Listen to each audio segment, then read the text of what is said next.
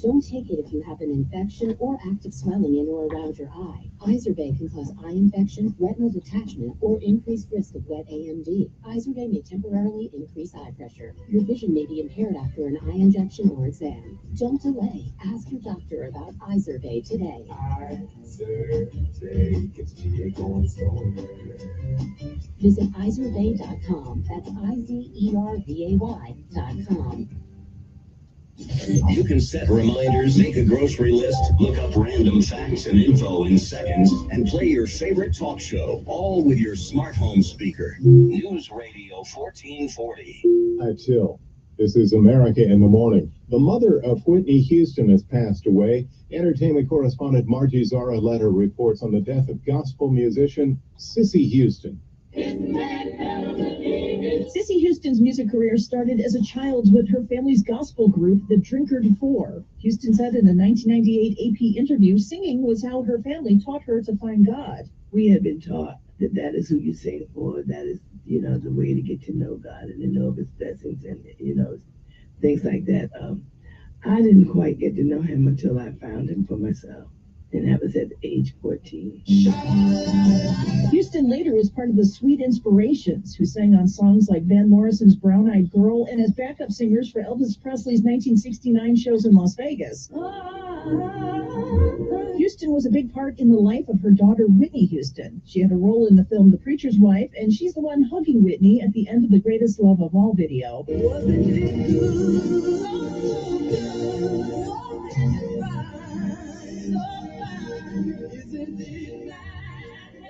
I'm Margie Zaraletta. We likely all know someone who lost their life to the coronavirus, and we know many who survived. Kevin Carr reports that actor Al Pacino came close to death in 2020 when he had a bout with COVID. Al Pacino recently opened up about almost dying from COVID in 2020. The Oscar winner was promoting his new book, Sonny Boy, on the New York Times The Interview podcast with David Marchese, and he recalled his near-death experience. Actors, it sounds good to me to say I died. It felt like death. The 84-year-old actor said he was running a fever and became dehydrated. Then his heart stopped. I was sitting there in my house, and I was gone, like that. He was revived by paramedics and attended to, but he could not help but face the inevitable. It was no more. I don't like that there's no more. It's gone. You're gone. Now, I started thinking about that, and I never thought about it in my life. Pacino, who had his fourth child just last year at the age of 83, was then asked what films he would tell his youngest son to watch to remember him by. The actor, who has been in some of the most iconic movies in history, including The Godfather Saga and Scarface, had an unusual answer. I think he should start off with Adam Sandler's. Jack and Jill. What was that? Jack and Jill. I think that's funny. While Adam Sandler's cross-dressing comedy, Jack and Jill, was panned by critics, it offered Pacino a lifeline at the time. It came at a time in my life that I needed it because it was pretty much after I found out I had no more money because my accountant was in prison. Al Pacino's memoir, Sonny Boy, comes out on October 15th. I'm Kevin Carr. That's our show for today. America in the Morning for Tuesday, October 8th, 2024 is produced by Jeff McKay. Senior producer Kevin Delaney. I'm John Trout. This is Westwood One. If you're living with dry age-related macular degeneration or dry AMD, you may be at risk for developing geographic atrophy or GA. GA can be unpredictable and progress rapidly, leading to irreversible vision loss. Now there's something you can do to slow it down, get it going slow. Izervay is proven to slow GA progression. Izervay gets GA going slower. Izervay, or avacincaptad pegol, is a prescription eye injection used to treat GA. Don't take it if you have an infection or active swelling in or around your eye. Izervay can cause eye infection, retinal detachment, or increased risk of wet AMD. Izervay may temporarily increase eye pressure. Your vision may be impaired after an eye injection or exam. Don't delay. Ask your doctor about Izervay today. Izervay gets GA going slower. Visit Izervay.com. That's IZERVAY.com.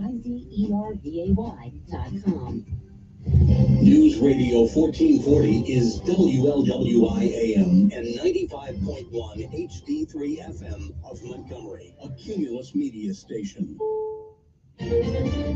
This is the CBS News World News Roundup, sponsored by O'Reilly Auto Parts. I'm Deborah Rodriguez. Hurricane Milton's 155-mile-an-hour winds are bashing Mexico's Yucatan Peninsula as the now downgraded Category 4 storm eats a path towards the west coast of Florida. It could come ashore there as early as tomorrow night. Meteorologist Stephanie Abrams at the Weather Channel. Milton is expected to be a large and powerful hurricane at landfall. Not only will it bring life-threatening surge, winds, and flooding rain, but also the threat of tornadoes from Orlando to Miami. Millions of people are leaving, but some cannot. Correspondent Jonathan Vigliotti is in Tampa. At Tampa General Hospital, the region's only level 1 trauma center, many patients are too unwell to be evacuated. The hospital has erected a removable watertight flood wall around its exterior to keep the storm surge at bay. There are concerns about funding for rebuilding. CBS's Scott McFarland from Capitol Hill. Some of the members of Congress from hurricane-impacted areas are calling for Congress to reconvene before the election to get new money into the Small Business Administration's Disaster Loan Fund. It's been depleted by Hurricane Helene, and it's needed for businesses to recover from natural disasters. Vice President Harris taken to task on the number of undocumented people coming into the country at the southern border. On last night's 60 Minutes on CBS, correspondent Bill Whitaker asked. The numbers did quadruple. And the numbers today, because of what we have done, we have cut the flow of illegal immigration by half. Former President Donald Trump declined an interview with 60 Minutes. He held an event to mark Hamas' October 7th attack at his golf club in Miami. It was a hideous, incredible cruelty. It was chilling savagery. It was demonic delight. A couple of pioneers of artificial intelligence have won this year's Nobel Prize in Physics. For foundational discoveries and inventions that enable machine learning with artificial neural networks. John Hopfield did his research at Princeton. Jeffrey Hinton, known as the godfather of AI, works at the University of Toronto. It's going to cost you more for a chance to get rich quick.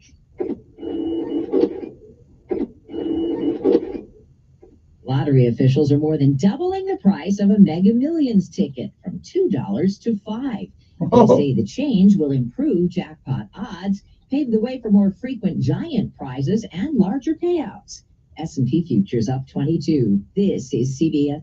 Think O'Reilly Auto Parts for all your car care needs. $1 to Get the parts and $5. service you need fast from the professional parts people at O'Reilly Auto Parts. Good If morning. something costs less, but people are happier with it, that sounds like something to look into, and that is MediShare. Maybe you've heard switching to MediShare to pay for healthcare can save many families up to $500 a month, and that is huge. But it's also true that people are way more satisfied after making the switch too. The member satisfaction rate for MediShare is double that of the typical health insurance plan. Double. MediShare works too. It's been around for 30 years. Members have shared more than $5 billion of each other's bills. People love having telehealth and a huge nationwide PPO network. So yeah, really, you can save a ton and like it better. Imagine being happy with how you're taking care of your health care. So if you're self-employed or part of the gig economy, or you just want a plan you're happy with, you can call right now. You'll get a price within 2 minutes. So see what you can save. This is a very, very smart use of 2 minutes. Here's the number you need. Call 877-64-BIBLE. That's 877-64-BIBLE. 877-64-BIBLE. A retired tennis star will lead up the next Rose Bowl parade. Billie Jean King says she knew early in her life that she wanted to be a champion of equality. She says, and each of us is an influencer. So next time you see a woman leading, don't limit or underestimate her. King was the first woman athlete to receive the Presidential Medal of Freedom and the first individual woman athlete to receive the Congressional Gold Medal. She led on the court and in other endeavors and has been chosen to lead the 136th Rose Bowl parade. Billie Jean King will also be part of the coin flip for the game. Jennifer Kuiper, CBS News. Lisa Marie Presley's memoir, completed by her daughter Riley Keough after she died, hit store shelves today. Among the revelations in From Here to the Great Unknown, she fell in love with Michael Jackson because he was normal. And her daughter says her mom kept her son Ben's body at home on dry ice for months. Deborah Rodriguez, CBS News. Have you been injured at your workplace? Call me, Johnny Adams, Alabama's personal injury attorney. There's no fee until we win your case. No representation is made that quality legal services provided is greater than quality legal services provided by other lawyers. Make yourself known now. Oh my God, here. Investigate TV Plus begins with real people. We investigate stories that impact you And inspire change every day. Something afraid. Real problems Why are you hiding it? and real solutions. My daughter was dying in front of me. What was your reaction when he said that? Investigate TV Plus. Weekdays at 2 on WSFA 12 News. The fun is back.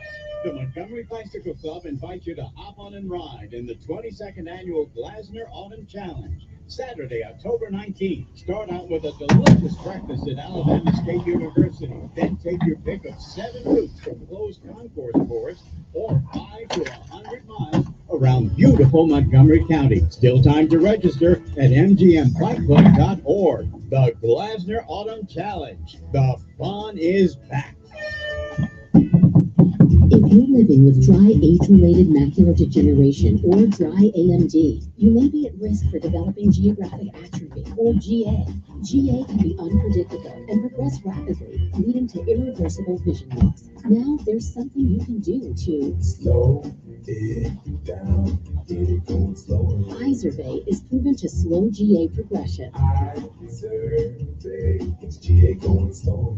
Izervay or avacincaptad pegol is a prescription eye injection used to treat GA. Don't take it if you have an infection or active swelling in or around your eye. Izervay can cause eye infection, retinal detachment, or increased risk of wet AMD. Izervay may temporarily increase eye pressure. Your vision may be impaired after an eye injection or exam. Don't delay. Ask your doctor about Izervay today. It's GA going slower. Visit Izervay.com. That's IZERVAY.com. Join Kevin Elkins for Decisions. News Radio 1440. Depend on it. Your WSFA First Alert weather forecast on News Radio 1440. Sponsored by LifeLock. October Cybersecurity Awareness Month. One way to help protect yourself is updating your passwords. Using the same one for multiple accounts can make you vulnerable to cyber criminals. But for comprehensive identity theft protection, you need LifeLock. Start a 30-day free trial at lifelock.com/cybersafety. Crisp start to our Tuesday will give way to a comfortably warm afternoon. Temperatures mid-80s for highs, plenty of sunshine. For the northeast breeze today, mostly clear tonight. Lows will be on either side of 60, continuing with that northerly breeze. Plenty of sunshine Wednesday all the way through Friday. High temperatures trending down, low 80s by the end of the week for highs, with overnight lows in the 50s and 60s. And that's your First Alert forecast. I'm WSFA meteorologist Nick Gunter on News Radio 1440. Montgomery Skywatch traffic brought to you by Sons Automotive, family owned, family driven on News Radio 1440. Good morning, Montgomery. Right now, things are looking good. Still no major problems or accidents are being reported. You see something out there giving you trouble with traffic, safely contact us. We'll pass the info along. Appreciate your help. Turnham State Community College. That's your ticket to building a solid foundation for higher education or accelerating your career. Enroll today at turnhamstate.edu. Fall mini-term B classes start October 16th. Buckle up, front and back. It's the law. For Montgomery Skywatch Traffic, this is Major Delay. Good morning, I'm Jed Davis. Here's what's happening in the news on this Tuesday. Hurricane Milton is now a Category 5 storm and considered one of the strongest ever in the Gulf of Mexico. The Tampa Bay area could see the worst of this when Milton makes landfall sometime tomorrow. Right now, residents and tourists are evacuating. The case of a sheriff killed at gunpoint is finally going to trial. Lowndes County Sheriff Big John Williams was shot and killed 5 years ago. Jury selection began yesterday. William Chase Johnson is charged with murder. He was 18 at the time of the shooting. Jury selection began Monday and will continue today. 2 people were arrested after shots fired at Alabama State University's campus over the weekend. Police say the shots were fired into the air Saturday during a busy homecoming tailgate. Nobody was hurt, and ASU police have not identified the suspects. That will do it for your news on this Tuesday morning. I'm Jed Davis for WSFA 12 News. You hear that sound? That's someone spreading an illness in your facility. Don't worry. Janny King, the king of clean, can help. For over 35 years, we've been cleaning and disinfecting office buildings, schools, churches, and even hospitals. Trust us to keep your employees safe, healthy, and at work this cold and flu season. To learn more about how our local cleaning experts can help you, visit JannyKingCleans.com. That's JannyKingCleans.com. Janny King, the king of clean. Must qualify for enrollment. Results may vary. We all hear the radio ads about the IRS. They tell you to be afraid, to be scared, and they try to frighten you into calling. I'm not here to do that. Tax Relief Advocates is different. TRA is here to tell you that if you owe money to the IRS, whether it's $5,000, $50,000, or $500,000, we have a solution. It doesn't matter if you're sitting in your car, at work, or with your kids. No matter where you are, call now. 800-575-9318. Don't lose hope. TRA can eliminate or reduce what you owe to the IRS. Generous programs are now available that can give you a fresh start. Our passion is taxes and helping individuals fix their IRS problems. We have over 1,000 5-star reviews on Google and an A+ with the Better Business Bureau. You don't need to be afraid of the IRS any longer. You don't need to be afraid. By visiting us online at TRA.com or call 800-575-9318. That's 800-575-9318. Tax Relief Advocates. Real solutions for real people. Did you know that June is Men's Health Month? Ladies, now is the time to encourage the men and boys in your life to make that doctor's appointment he's been putting off, or talk to the doctor about the symptoms he's been having. We're outliving men by 5 years. Let's change that by raising awareness this month on preventable health problems, early detection, and treatment of diseases that impact men and boys. Men, it's time to talk to the younger generation and encourage healthy lifestyles, exercise more, drink more water, and cut down on junk food. Let's set an example for our kids that will not only affect their lives, but the lives of their children. June is the perfect time to schedule your annual checkup and make those healthy lifestyle changes. This is State Health Officer Dr. Scott Harris. For more information, visit our website, www.alabamapublichealth.gov. While on your way to work tomorrow morning, join Kevin Elkins for Decisions. News Radio 1440. Depend on it.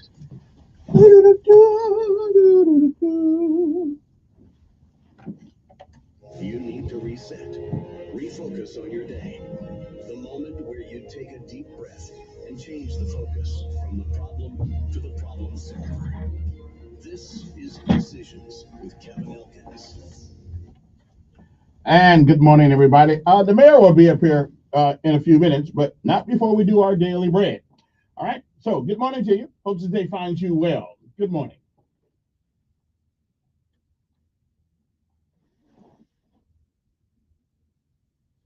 It is October the 8th, 2024. Good morning. I'm Kevin Elkins. It's time for our daily bread.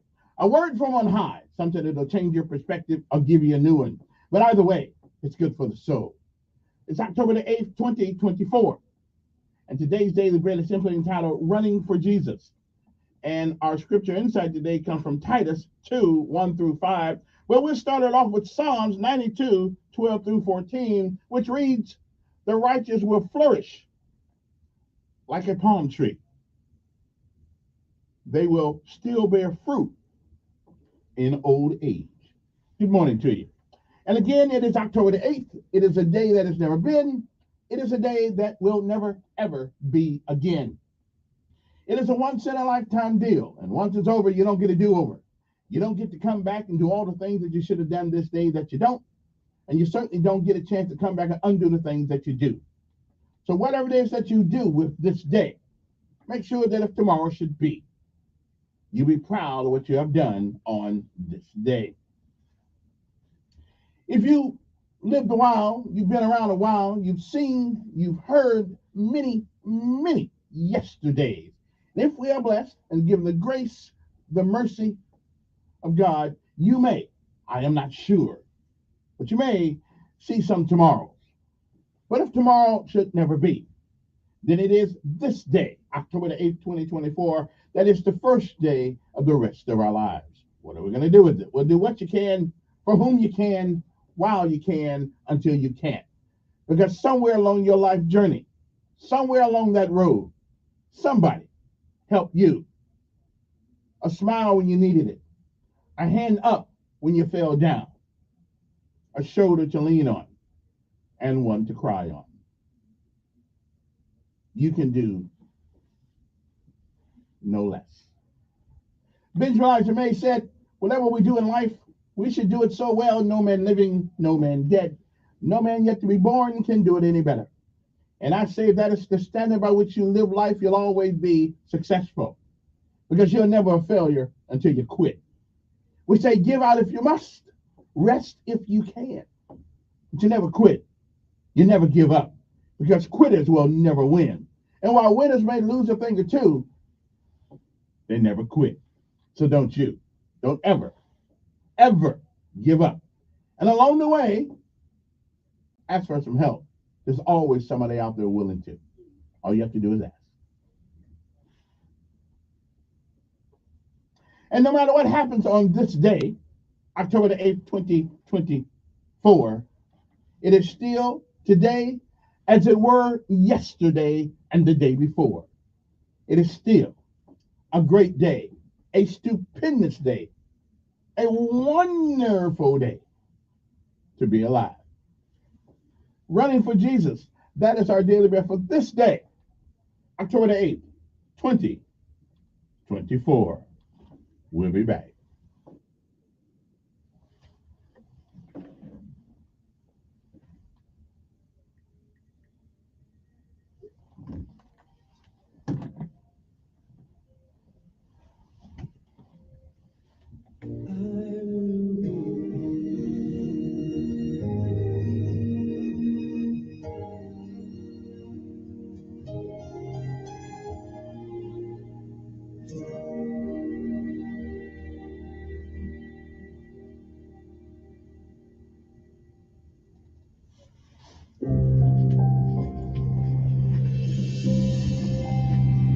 Hi, welcome to today's encouragement from your friends at Our Daily Bread.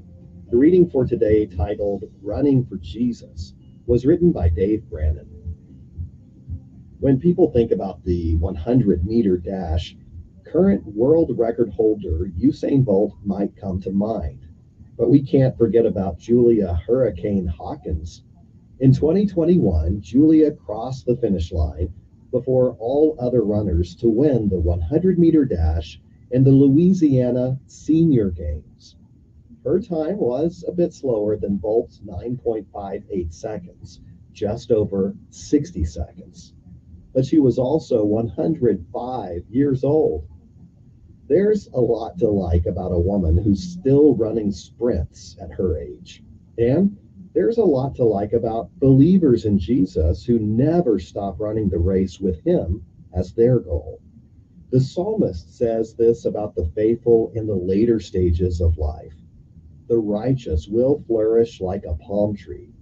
They will still bear fruit in old age. They will stay fresh and green. Older believers who follow this kind of standard can find further instruction in the Apostle Paul's letter to Titus. Seasoned men are to be sound in faith, in love, and in endurance. And senior women are to teach what is good. There is no call I know where the money and the power is. I understand, but because ain't no money around here. But your boy didn't gave most of the FEMA money to illegal aliens. Oh, what? Wait a minute. No. His what's her name? Jean Pierre, whatever hell her name is. She said it. She said it. She did not say that. Okay. See there, I knew you were saying, and that's a different. I got it for you. I got words out of her own mouth. I'm gonna share with you today. Not right now. Not this hour. Where am I at? This one or this one? Yeah, that one there. All right. And $1.4 billion going to people who don't even belong here, and the people in the Carolinas now catching hell because they're FEMA's all the money. We made out of money. The government ain't out of money because the government ain't never out of money. No. You mean the government can always steal my money? No, the government don't have to steal your money. They can print more money. Oh, they can print money. Which at that time makes it useless. Hey, look, listen. We had money for foreign defense. We don't have any I'm money with for you. our I'm with you. We always don't got money. Yeah, we can always print something. Yeah, that ain't never an issue. I can't print no money. I can't print no money. Democrats, but we can print some more. Look, Trump did a good Democrat thing. He ran up the damn deficit too now. So All of them. y'all voted for him. That's true. All of them. All right. So don't know about listen. Everybody says, don't worry about tomorrow. Let me get through the day. Yeah. All right. So let's stop with all the deficit talk. Nobody cares about all that. I don't. I really don't. Print some more money. All right. Okay. So let's I may be a Democrat after all. Hey. Well, that'll be somebody else's problem on a different day. Well, what your callers want to talk about? But if we keep, in Jesus' name. well, one of them they want to talk about. I don't know why he didn't slap Brown. Yeah. Thanks for listening today. My name is Westwood. Hey, what else would just do that? I go around my demon all the place. I don't really see all of this. Put on the hip. We ain't doing PT this Oh, I morning. need the hip. Okay. Yeah, we ain't doing. All right. Okay, all right. Hey, Sergeant Rock, don't worry about it. No PT today. Okay, we doing other things. We got the mayor up here this morning, so we don't want to take any of his valuable time running PT. Got his Valiant Cross shirt on and everything, and up in the support the young men over there who's outstanding people, and they're outstanding because they got great leadership over there. That's right. Okay, kids need leadership, but Mayor, we had good leadership at the school board too, down at the superintendent. you don't have no kids in regular public school, do you? What's that? You don't have any kids in regular public school, do you? No. I didn't think you did, because I do. Okay. Okay, so the great job you're talking about, Yeah. we can have a whole long conversation about that. Well, I might come on back. Yeah, because I live with this every day. But anyway, this is your time All right, go to ahead. talk about those things you want to talk about. First of all, there have been some there have been some statements by public officials about this city, and I think sometimes people just want to smack you around a little bit. But David Browner, which I put a phone call out to him to come by and tell us what he meant by that by that statement at all. But so far I'm still waiting for the phone to call me back. So we'll talk. You mean you can't be reached? No, well they won't be. I can't reach them. Why do you think people are so upset with you? I mean, and I've been here through a bunch of mayors. Since I got here on Image Farmers last term. Then there come Bobby. Then there come Todd, and then there's you. I must admit, now you're a Democrat, and that I guess you can't help that. That's in your blood. But I've never really seen. Hey, I like Governor George W. Bush when I lived in Texas. I really did. Some folks from there might have called me with something different. You're in business. I appreciated what then Governor Bush was doing at that time. But now the man's here. Y'all talk all that smack when he's not here. He's here, and we're gonna take a couple questions. But you asked me a question first. Yeah, Why yeah. do I think? Why do you think they're always on your case? Well, one, I'm black. Okay, that's an old excuse, though. That's not an old excuse. Maybe it's philosophy, it's not color. No. I'm gonna get to that. I'm gonna give you three reasons, but it starts there. So don't ever say that it's not about race when it's always about race. Let's two folks born here, maybe it is. What's that? With people who've been born here, maybe it is. It's not just here. Yeah. I'm the president of the African American Mayors Association. I Right. talk to mayors from across this country. Mhm. Black mayors run 10 of the largest 20 cities, Mhm. from the Pacific Northwest to the West Coast to the Northeast to the South, all right, and the heartland in between. So let's start there. If it wasn't a big deal, we'd have had a black mayor before now. I first started hearing about that when I was in high school. So if it wasn't a big deal, then we would have already crossed that river a long time ago. And there were certainly plenty of qualified people to do it before 2019. So let's start there. The second thing is political. I'm a first Democrat. So that's different. So my philosophy and my approach to government is different. My approach to dealing with people is different than ever before. My personal and political philosophy is vastly different than anything that we've had before. We have no argument there. Okay. Yeah. So third thing is it's generational. So you're dealing with someone who comes from a totally generation and the older crowd that has typically run the city. So that philosophy is different. So it's racial, it's political, it's generational, it's all those things. And there may be some other things in there, maybe a little personal in there too. But I think those three, are the primary drivers for that critique and criticism. But it's not anything I didn't expect. Now, I was telling somebody the other day, we have a plethora of businesses come to Montgomery in the last couple of years since you have been in. And the whole fear was that, we ever elected a black mayor, that would have, go ahead, Kevin, you've been on the radio, 20 years, 25 years? 33. 33. Yeah. All right, correct. Yeah. Now, of course, you've been hearing that since the 90s. Right. But now, what surprised me is that you did tell us one time that you just going to call people Birmingham and send the jobs to them. I mean, I just said. Here's what I say to that. Mm-hmm. You never know what we did miss because of the positions that we've taken. So we're just talking about what we've gotten over and beyond.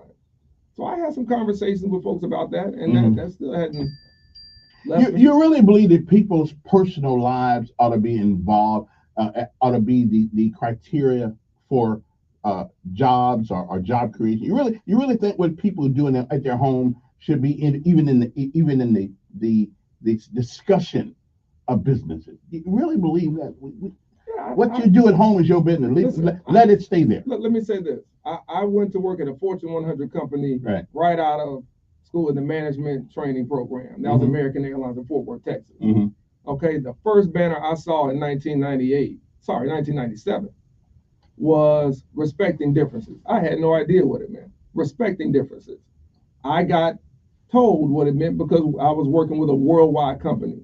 So we respect differences of religion, faith, we respect differences of personal choice, all of those things. That was my wake up to. I respect the way you do your job, and that's the only thing you come to work for, to do your job. Yeah. And the rest of that stuff, but you have to understand the environment of the marketplace. That's my point. So if you're a global, are we going to be a local city, or are we going to be a global city? We talk about with the birthplace of the civil rights movement, we changed the world. Well, then the world comes here now to learn about how the change happened. So if you're going to do that, then you have to practice it. You can't just profit from it. But isn't it? You can't just sell it. Right. But isn't a lot of these things a crutch that people don't want to let go of? I mean, I'm black, been black longer than you. Yeah. I don't feel this stuff. Now, I've been, and the truth be told, I've been talking more about black folks than I have white folks. I know you have. So I don't really feel the need to validate my blackness every day. I don't have to validate it either. I'd say you. I don't think most people do. We're just aware of it. I don't validate my height. I just know I ain't 6 feet tall. Yeah, you're kind of short. Yeah, I'm taller than you. Yeah, and I'm more fit than you too. Well, now let me rip off the jacket here. No, don't do that. Okay, I'm just saying. Listen, we want you to keep your license. Yeah. Don't do that. But you also don't have a set of jump wings either. No, I don't have that. Okay. You got me on that, brother. Good morning. Who's this? I respect all y'all for that now. Good morning.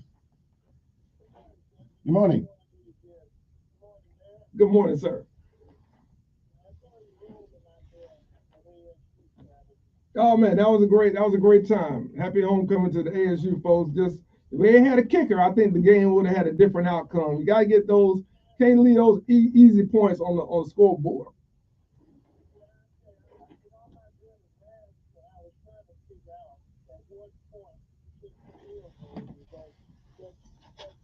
Okay, now give me the short version. I got more people want to talk to now.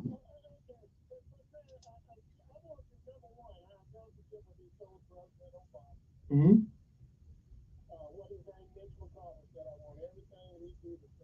Yes, sir. I'll never forget that either. Yeah.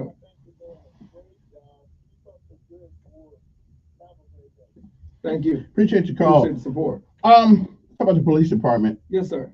Why the interim title on the police guy? Evidently, he's doing a pretty good job, from what I understand. Why didn't you make him a police chief? Well, I think we don't do ourselves service if we don't cast a wide net. And we cast them nets already, and look where we are. Well, what do you mean where we are? Well, we cast them. We lost 2 of them lately. And no, Finley was there 7 years. It's the average lifespan of a police chief now is 3 to 4 years. I mean, so when you get this, so Finley, who came in under Strange, stayed 7. Okay, then Albert was there too. You know, that he made that, you know, choice to resign. So be it. All that I said, resigned, but you're fired. All that said, so we cast a wide net, Mm-hmm. and we'll see. And it may be that T. Gray Boys is the long-term answer, but we want to make sure the community has the best that we have to offer. And I think, again, Montgomery as a city has a lot, so we got some good answers. Can you tell me? We'll have it wrapped up by December 1. Okay, can you tell me why we didn't leave the female police chief in where she was doing a great job, got men like her, women? I mean, why did we not leave her there? She was doing a good job. Well, Major Ramona Harris, I think, did do a very good job.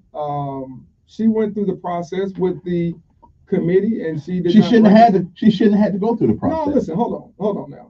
All right, I know Montgomery has been one of those towns where you just hand it over and that sort. Again, I don't come from that school of management or leadership. My thing is, you compete, you recruit the country.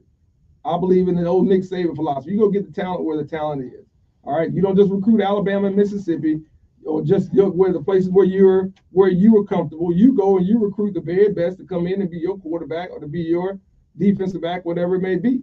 So that said, she didn't. I didn't think she was the person to lead the department for what we need to do, what many of your callers were complaining about at the time. And she received a lot of critiques. Now, everybody has, wistful images of the past because we passed it. I heard some of that critique. Some people texted me, some people called me, a whole lot more emailed us. Mm-hmm. So there were a lot of folks who didn't want a female chief. You just mentioned some of the other choices out there. Mm-hmm. A whole lot of people didn't want. Now that was no factor for me. I've seen female chiefs from all around the country for decades do good work. So to me, it comes down to, are you ready to lead us forward, and can you do the job that we need as it relates to, in particular, violent crime, but some of the other issues that we have. And at that time in the process, Dale Albert was, far and above the other folks that we had. So no, you're going to compete. We're competing right now against other cities to bring in police officers. So that's why we increased the salaries another 15% on top of the 14% we did in 2022. Mm-hmm. That's almost 30%. That's without the cost of living adjustments in 3 years. The military hadn't gotten that kind of pay increase. Yet you have people talking about we defunding the police. That's the dumbest thing I've ever heard in my life. Your new budget, $331 million. Yep. Now that $331 million does not include this $6 million you want to write a check to live free, does it? Yeah, it includes some of it. So I've looked at their record. Uh-huh. They're not that good. I disagree with that. I disagree with 100%. Well, then tell me where they've stopped the violence in any city. No one has stopped the violence. Exactly. God himself. So why are we paying $6 million to get what we already got? Well, no, they reduced the violence significantly, Kevin. Now look, if you shoot everybody, you don't have nobody to reduce it. No, you always have somebody you can shoot. There's always somebody now. We just don't want people to do that. Yeah. But so no, they have reduced violence by over 20. You telling me? And we're down right now 17%. Let me find a little wood. Well, then how many nobody else left to shoot? No, that's not true. That's not true. It's enough. We're down 70% in homicides, 13% in non-fatal shootings. Mm-hmm. So that said, we have to understand that there's still more room for us to grow and to grow consistently in that era. Mm-hmm. And the cities that we've seen, St. Louis, Baltimore, and others have worked with them and have seen tremendous growth. Well, tremendous reduction over 3 years. On the research that I have looked, they haven't really made it $6 million significant. I'll put it to you that way. First of all, $6 million doesn't all go to them. So let's be clear on that. $6 million doesn't all go to them. They get a portion of that to operate, but they bring best practices. You got some people here locally who've done, and who are doing good work. Let them continue to do the work, and maybe they'll be a part of that. Okay, so they get some of that $6 million. Who? The local folks here, the nonprofit organizations here that are pretty much doing the same. Oh, potentially. Words mean things. I agree. That's why I say potentially. so that means that's why they say absolutely. Oh, okay. So that means, okay. Another thing, you are, in order to get that $331 million, we've got to raise the prices on a lot of things, mainly business. Well, we raised on business licenses. They hadn't done that in about 15 years, Kevin. And let me ask you something. Right now, the price of everything is skyrocketing because of the Democrats in the White House. Everything's skyrocketing. You think we can afford to do it now? Yes, we can. Montgomery. No, you're not paying for it. No, I've got to pay for it. The my business owner's brother's got to pay for it. He's an attorney. It's going to be professional services. My friends have to pay for it. They're home building. And all they're going to do is pass that price off to the rest of us. What's that? They're going to pass the price off to the rest of us. I'm glad we're in this discussion. Put your calls on pause for a little. All right. Let me say this real quick. Everybody wants a Cadillac, but they want to pay a Chevrolet cost. All right, you want filet mignon, but yet you want to pay a hamburger steak cost. It doesn't work that way in government. So people say, why don't we have what Huntsville has? Well, Huntsville been paying for 30 years. Okay, so when you look at what Huntsville has become, and listen, I work with Tommy Ballard all the time. Hold on. The mentality in Huntsville is a lot different than the mentality. Also, their funding is a lot different. Thank you very much, sir. They have $150 million more than we did. They got rocket scientists up there. Okay, that's true. Federal government. Maybe you can have rocket scientists here if you didn't have a small town mentality leading this city for the last several decades. Okay, so maybe you could have had that here, which is what previous mayors, when I opened up that time capsule, y'all forgot about that. When mayor said that we're going to have a population of over 275,000 people, something at that point made him think that the city would keep growing. And then guess what? Something must have happened. All right, now we opened that time capsule in 2019 when I first got elected. So that was the 50-year time capsule, right? So my point is, you can't expect to grow and not invest in anything. That's education, that's in your economy, that's in your health care. But why does growing always mean to you money? What do you, how else, resources? If we make the city inviting. Does your kid grow? Do any of us grow without eating well? No. No. Okay. So you have to have food to grow. You have to have food to feed. But there's two ways to get more tax money, revenue in. Raise the taxes or bring in more people to live here and pay more taxes. And it's both. Okay. Look at Texas. Are we growing at all? Look at the other side. I showed you all. I'm talking about people. Are we growing? We have 5,500 housing permits, which will potentially lead to 13,000 more people coming here. So that's why the school system matters to me. So I don't have to have kids go to regular public school. First, y'all say public private school, now it's regular public, and something else, I guess. But that's fine. No problem there. That's why we have to invest, and that's why we have to invest in the community, from violence prevention to parks and recreation, all the way throughout the city. But you can't have Huntsville, all right? You can't have these cities that people talk about, well, we want to move to. You can't have Auburn. Auburn has an occupational tax, which is more than 23% of its budget. Talk to the mayor there, and he will tell you, you pull the occupational tax, it changes Auburn completely. He can't run a city without it. But we don't want that here, but yet we want the same things. Well, some people do. Some people want to keep it small and keep it all. That's a lot of folks, right? They want to keep it small and keep it all. So not everybody, Kevin, wants the city to grow. Now, that's been the most revealing thing in the first 5 years of being in office. It's not race, it's not politics, it's not generational. It has been some people want to keep Montgomery small and have wanted to keep it small. But guess what? I've heard that since I came back here 20 years ago, that there were people who wanted to keep Montgomery small on purpose. And so that's what you get when you don't feed the city, when you don't have proper government practices, when you don't do the things like we do, which is we bring in outside capital, we bring in outside entities to invest and partner with us. That philosophy doesn't work, and that's why Huntsville has been successful over the last 40 years. Okay. Good morning, you're on the air with the mayor. Hello? All right, guess not. Good morning. Yes. Good morning. Good morning. Good morning.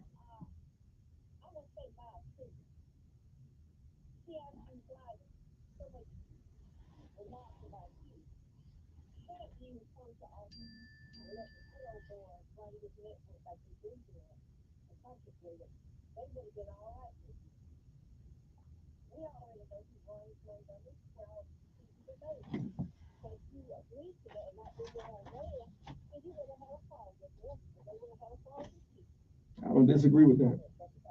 Okay, then. Let's take a break. We'll be back. Our guest is the mayor of the city of Montgomery. Now, everybody's been calling, where's the mayor? Because I know he spends a lot of time in Washington, D.C. We forget. Money and power. That's where I go, Kevin. Money and power. That's where I'm going. People say I don't kiss rings. I kiss some. It just depends on which one. I ain't gonna lie to you. I've kissed a couple. Okay. If it's gonna benefit the city, I'm gonna kiss it. Now I know that. We'll be back. USFA. Yeah, I just pumped it up a couple times myself. Hey, you're right. I ain't parked it up for free. No. come down here. I get some rings. But no, but listen. The thing is, you can't get something for nothing. Well, I And then realize listen, that. You realize Alabama right now, you didn't talk about this. These rural hospitals are closing, man. Because we won't expand Medicaid. And I hear you, but if we didn't have to fix so many people who don't belong here, that ain't got nothing to do with it, Kevin. Wait a minute. If you would take resources and give it to somebody who's here illegally, you take them from somebody else. First of all, you know good and well that's part of your labor force, okay? And it always has been. Get on it. It always has been. Agricultural. No. It's service industry. It's manufacturing. It's all of that. That's because we keep giving food stamps away to young people. It has nothing to do Come on. with Yeah, y'all see. food stamps don't keep people. They're not giving a middle class lifestyle. The food stamps are something. But what the good book said about working and eating. And if people, if they didn't have no place to eat, they'd work. But we got people right here, young folks, who don't want to work. Hey, well, you got some, but listen, that's not just the food stamp society now. That's others too. Motorcycle with a hit and run. I said, when we get Trump back in, we're gonna be all right. When we get Trump back in, we're gonna be all right. It's gonna be close now. It is. Look, I hope you don't end up like that black MAGA supporter at that rally there. He forgot he was black. I saw that. Hey, he thought the MAGA shirt was going to inoculate him. He should have had the hat on. I think them hats are some of the ugliest hats I've ever seen on anybody. Hey, you gotta love Trump as a marketer. Trump is a hell of a salesman, man. Trump is one of the best salesmen since P.T. Barnum. If you are and need help with your Trump online sold these. But he also has a. If Congress had not tried to impeach the guy because swear him down, he worked for the Russians. I mean, even you, a consummate Democrat, have to say that kind of interference with a president, whether you like the guy or not, it's not good for progress. The guy didn't do anything, and writes a hoe a check. So what? She's a hoe. So what? So we write a check. But you're not getting to election integrity. I just heard the commercial on your station. We don't even got to the Georgia case. All that is politics. If I call Judge Love and I say, man, find me a and what's wrong with that? What's wrong with that? Kevin, I can't call the judge and say, find me 100 more votes. If they out there lost someplace, if we got some ballots hidden under his desk, yeah, you can. No, I can't. But I can't call Sheriff Cunningham and say, Sheriff, what about that little box that y'all keep somewhere? Okay, and they may do that.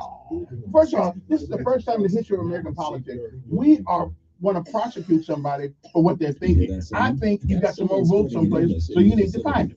We want to prosecute a guy for giving his opinion. So what? Secretary of State, just another public official. He works for the people. I agree with that. And if I think you ripped me off, I'm gonna call and say that too. There's nothing wrong with. Now if he said make up some votes, I'm with you. But he didn't say that. He said find me some votes. Sometimes you just lose.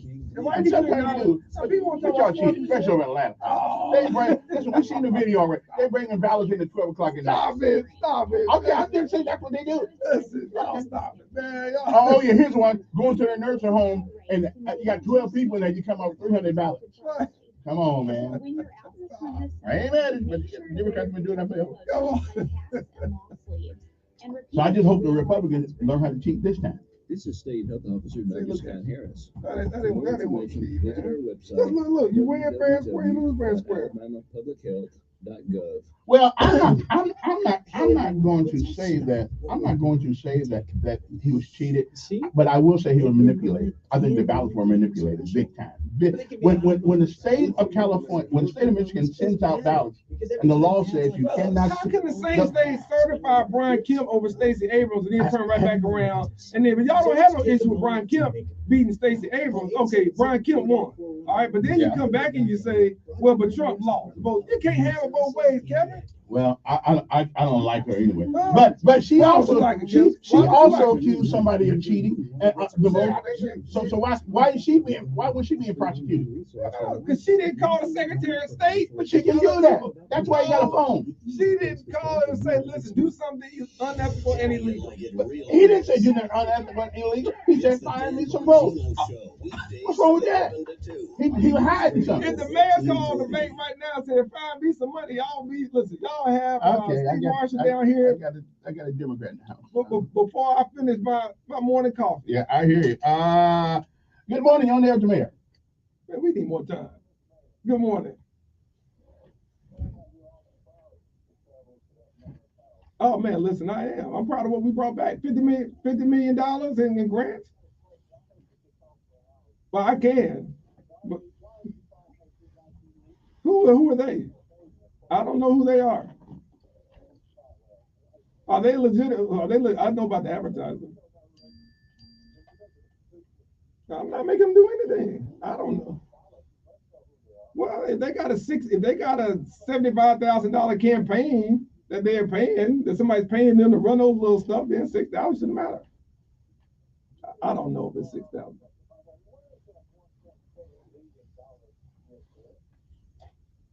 The $1.7 billion, what is that? You don't see that dirt moving in the industrial park? Oh, that's what you're talking about. You don't see that dirt moving? You don't see that dirt moving down in the industrial park? See, there you go. That's bad language. Yeah, he did. He just lost the argument. Listen, I'm using those words. That's okay, but you can't use them on the radio. You can't use them on the radio. Good morning. You got to do it when you don't know somebody recording. That's exactly right. Or when you're on the sideline, you're at the Alabama football game, losing to my alma mater, Vanderbilt University. Yeah. That's all right. We still on the side. Good morning. Yes. Morning. Hey, once every 40 years, man. That's once every 40 years.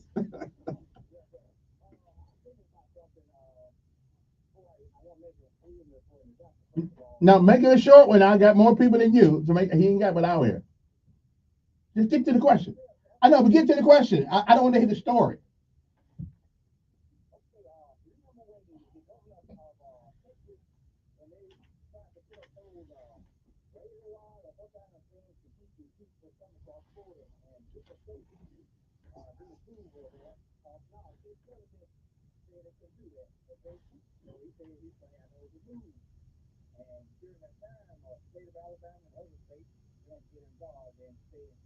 Okay, what's the question, my brother? Because I gotta go. I got more people. What's the question? That's all you've been doing.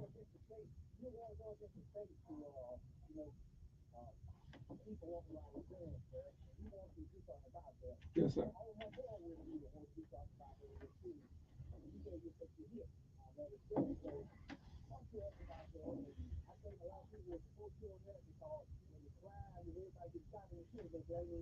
Okay. Yes, sir. Okay. Okay, that sounds like a long story that we have to get into. Yeah, because you take it all day long to get it. Yeah. I appreciate the question. Can I jump in? Well, go ahead. Go ahead. I got more than him that want to talk to you. All right, I'm gonna talk on that gun ordinance though. Yeah, the next time you're here. Good morning on there. Whatever time that'll be. See, you don't want me to come on this show. I want you to come stay more than 30 minutes. I'll come and stay more. Good morning. You gotta invite me, let a brother come on. Good morning. Good morning, sir.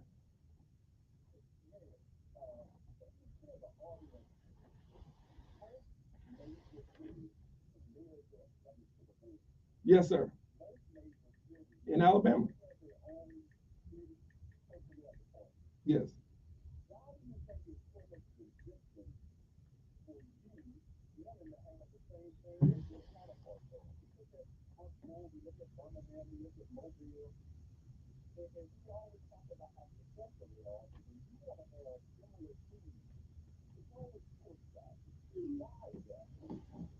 Change and accountability. I think it's both of those things that, people are resistant to change and how things have operated to benefit, a few, as opposed to how things can operate better to benefit the many.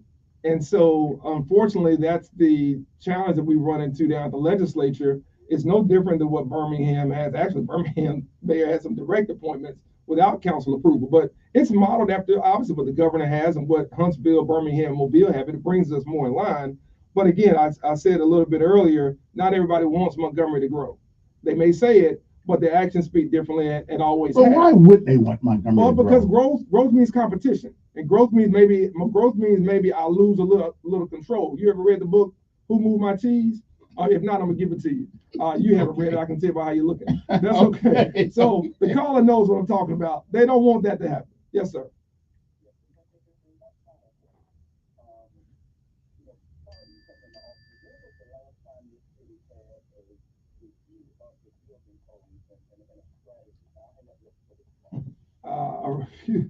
That probably goes back at least 40 years. There've been a lot of things that were decades old that were, sound government practices that are, helping to save the city money. Kevin was talking about us raising taxes. We did a performance audit, which the city had never done, according to any record that we can find. And our city clerk has been down there over 46 years, I think. Brenda's been down there.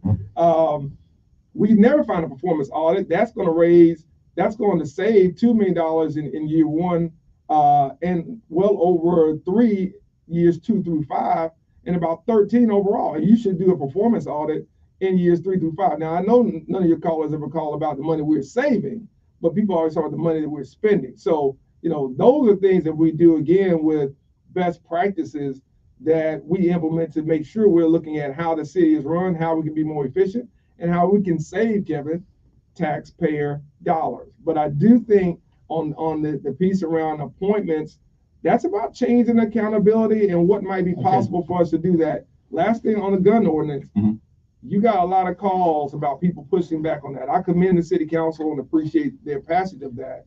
But we're going to need to really start working on the state legislature.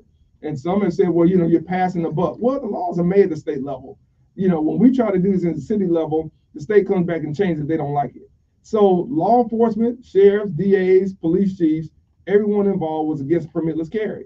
Yet we're surprised that we see more gunshots across the state, not just in Montgomery or Birmingham, but we see it across the state, both urban and rural communities, and mayors who want us to change those laws and be put in common sense gun reform.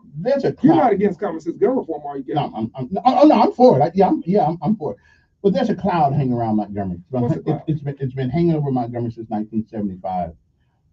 You coming in as the first black mayor, we thought that you would at least try to rectify that situation with Bernard Whitehurst. Why can't you do something for that family? We did it for Greg Gunn. We did it. We also did it for the guy at the hotel. Whatever happened to him? We did all these NDAs, and we ain't talking about them. But murder has no statute of limitation. That man was murdered.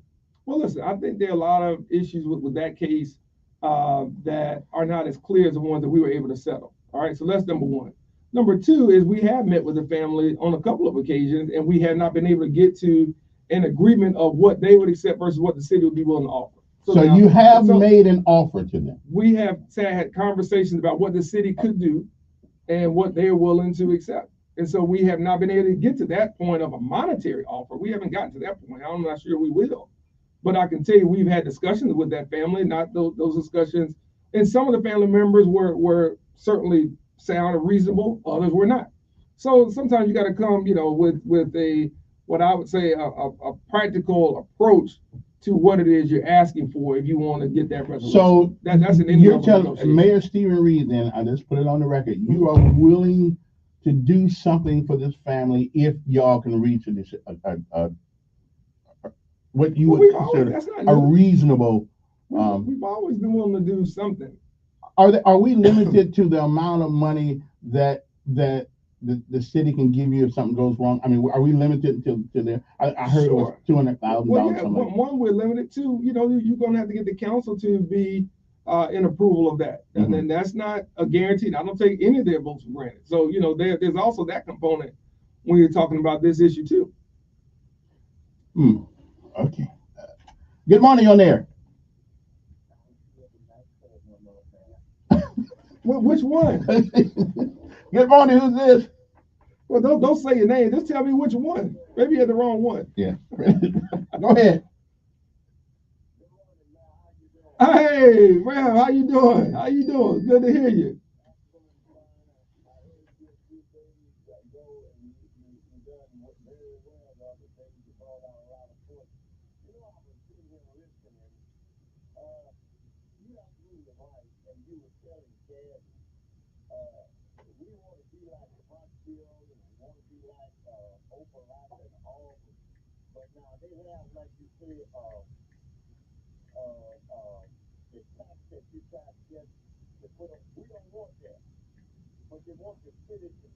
Mm-hmm.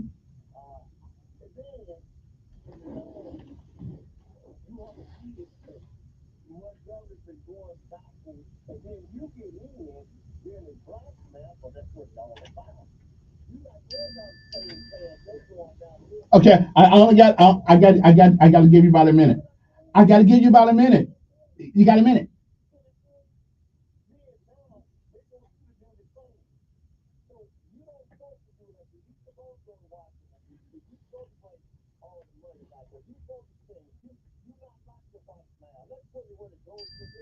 Mm. Thank you.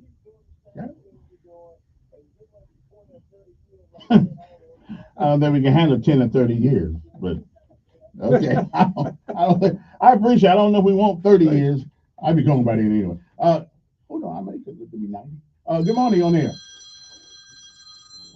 Thank you very much. Thank you. Appreciate you. Yeah. Yes.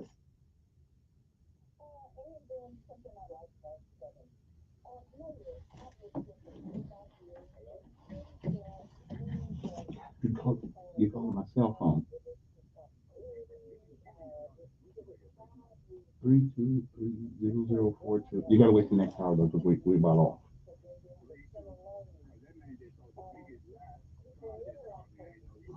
Mm-hmm. All right.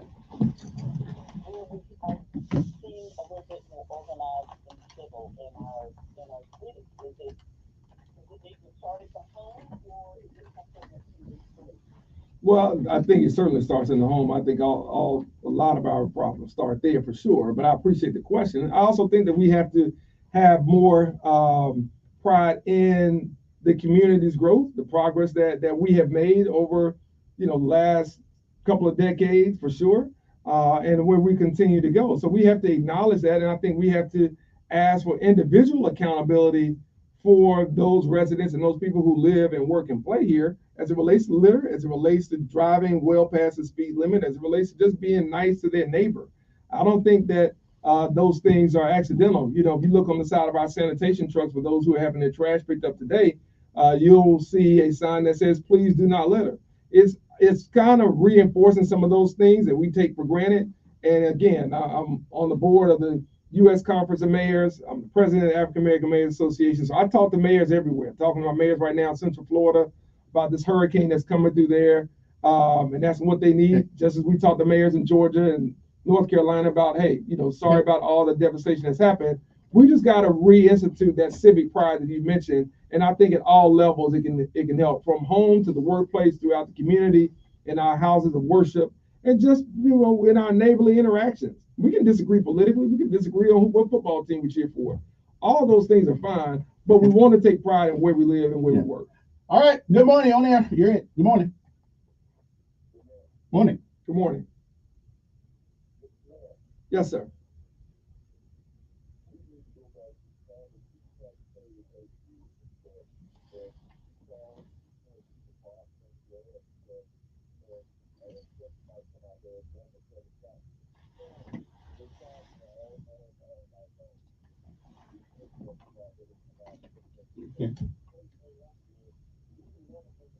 Yeah. Hey, great point. More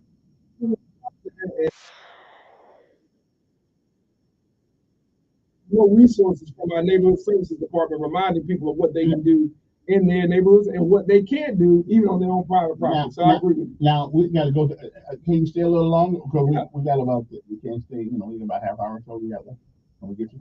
A half hour. Hey, listen. You don't hardly ever come up. You spend more time in Washington D.C. than you do. Cut that out. I go to the governor's office as well. We'll be back. The governor is 1440. Good morning. This is what's on my first Tuesday. Hurricane Milton. I might just get on the Zoom and throw on my little bracelet. Just take me for the chest. Go back and say. Tomorrow, right now, residents and tourists are evacuated. The case of this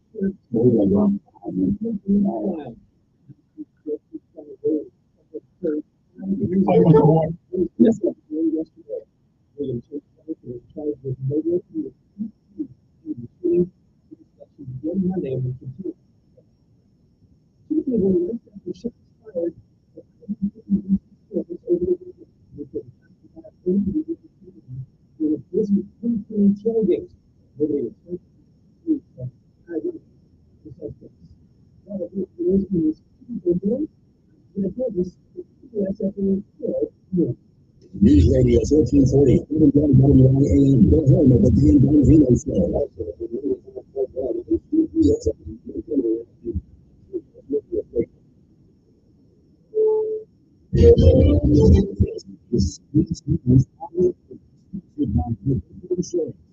I'm Deborah Rodriguez. Hurricane Milton has weakened slightly to a Category 4 as it dumps heavy rain on Mexico's Yucatan Peninsula. But it is still a ferocious storm that could land a once-in-a-century hit on Florida's Tampa Bay region, with winds right now up to 145 miles an hour. Could create storm surge of up to 15 feet. Plus, California. Hurricane strength is fluctuating. Even if it does weaken, you're still looking at a major hurricane. And while many Floridians are heading inland, it's been difficult at times to find fuel. Florida Governor Ron DeSantis said fuel trucks are being sold. We have been dispatching fuel over the past 24 hours as gas stations have run out. The debris removal from Hurricane Helene is now a top priority. We want to get as much of the debris picked up as is possible. Landfills have been ordered to stay open 24/7, and power crews are coming in from as far away as California. The Supreme Court takes up the controversial gun rights case next hour involving ghost guns. CBS's John Palmer is in Washington. So those guns Witness says the ATF is manipulating the regulation of the existing federal gun laws. House Deputy Leader Nancy Singh says that his group now supports efforts. I like to see the story behind that.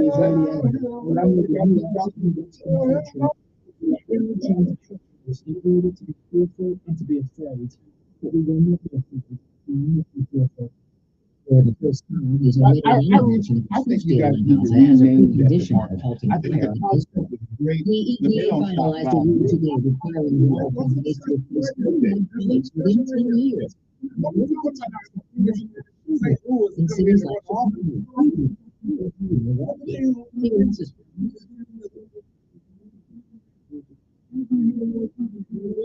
Well, now that's how he had his story. Everybody is showing this is steal from the man. I mean, big time. And then he's no good. He's go to jail, but if you go to the other places, so they're going to put you in jail, you get your pay the bill. They don't have to. They don't have to do the job. Yeah, I know. You gotta get in there. You gotta get in there. And look, when the homeboy telling you, hey, your folks not in here. Yeah, okay. Yeah. Careers at a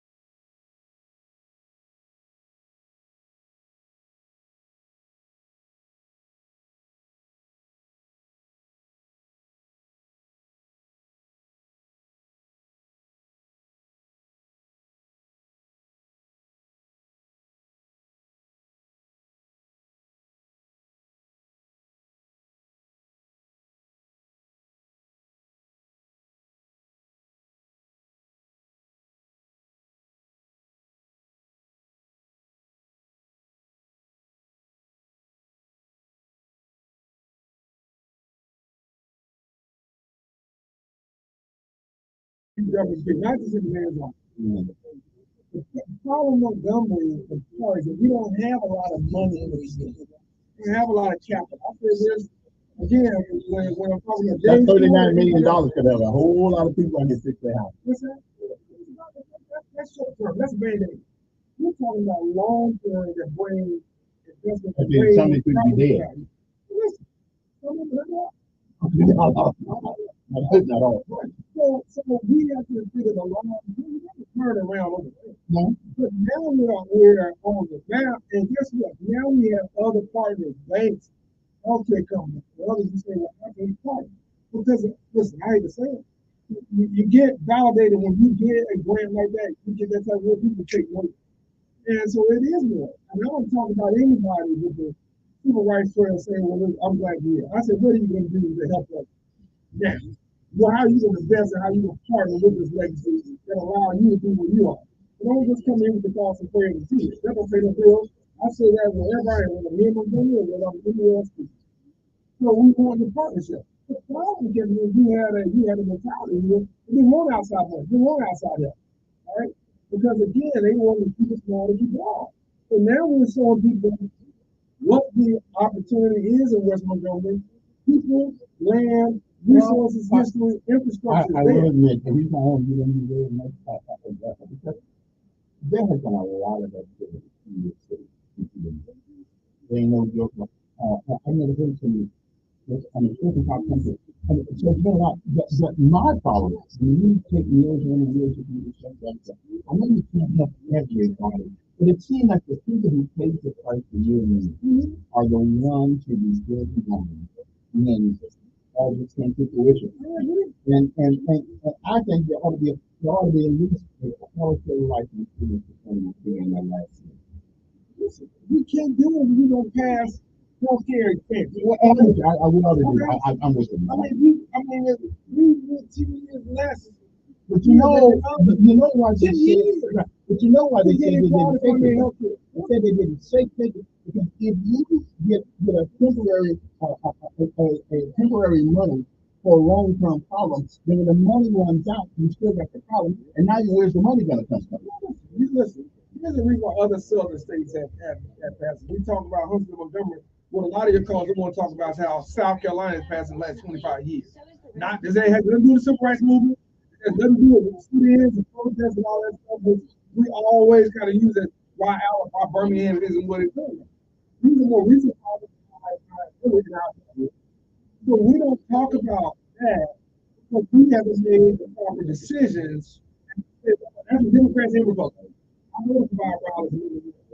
So they got it was the right thing to do. We don't present big ideas in Alabama once every 20 years. Other states are doing that once 5. I guess because we are a people who want immediate action, but you can't have nothing. Right, you can't have short term. You can't have short term success without long term investment. It doesn't work that way. Nothing is get rich now. Who's that? Who's that? Who's that? Hey, man. Well, how is people too? Like what? Can you get somebody to pay federal drive? Federal drive is on the map now. It's like a dirt road. Yeah. You don't want federal drive. I mean, I'm serious. Right there in front of Capitol Heights? That is on the schedule. I mean, like number one. It should be. You don't live on federal. I drive on federal drive all the time. People don't live there, I don't even have to deal with it. That's what called Patrick Dumpton. That's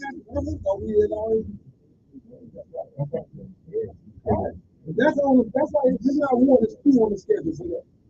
That's coming. Okay, we are back. The mayor's going to do one let's call for him and let's see what he's hold on for 1 second. The sheriff's department is doing something to get people to work. I think it's outstanding. First of all, they start off $51,000 a year, but they pay for all your college to do stuff to go. Why don't you try something like that? Well, Paul just presented us with a great plan around paying for family. And at ASU, and I think Troy also have a tuition discount program for colleges. We've had it for many years, not before I came on. Listen, Sheriff Cunningham is always going to find a way to make sure that opportunity over there, sheriff department. Listen, do we need to make him mayor? He's really not. That would step down from high sheriff. He's a high sheriff. Can't we do that? Can't the city do that? We can't do that. I don't know if we can do it all out. I don't think we can. I can mean him in the You know, I can't put an elephant over there in New Jersey. 14-pound dump. That's I mean, why I mean, you have to have some of it with the practice for the work. That's a reason. It's not just you ask the guy who's walking around the show doing the people speaking behind the elephant. Yeah. What job is on? Good morning on there. Good morning. Hey, thank you, sir. It ain't easy. You picked a hard job.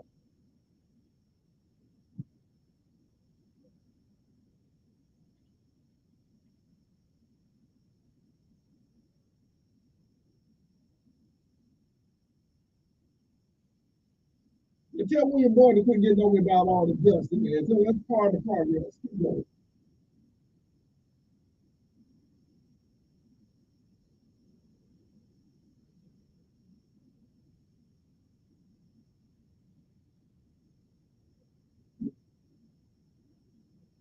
Yeah.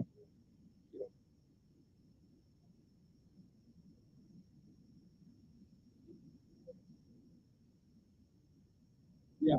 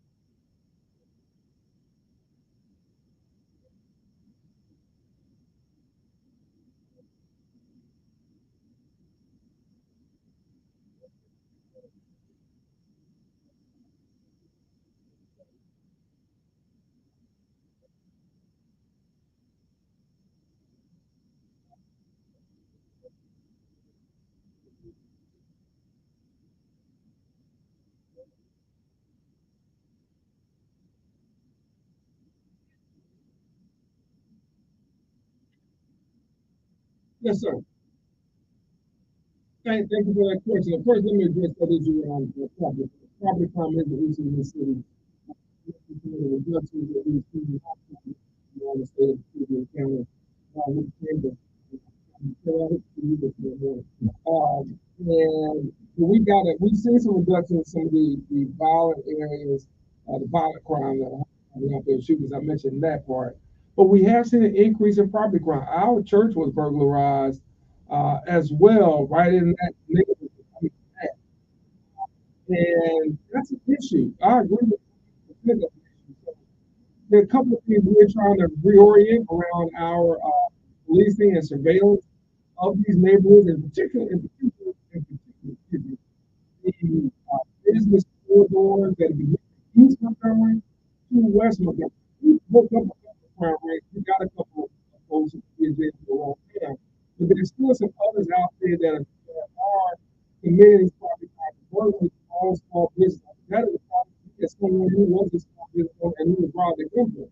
Let me say this. That's very personal to me because I understand what that means for small business owner who doesn't have the big bank account. So I get it, and we're changing things, and I'll be more than happy to get our police department. Last thing though, we asked our small business, but he wanted to mention the seed grant program and access Montgomery program. The regular design $5 million by the Harris administration, Kevin, for small businesses. I want to make sure I connect you with that. I connect you with Kevin to share how you get a grant, not a loan, for this program specifically designed for small businesses. Shame on us for not making sure that you all have that before. One more question for the mayor, and he probably got to run. Good morning on there. I'm over here. Morning. Good morning. I'm good. How you doing?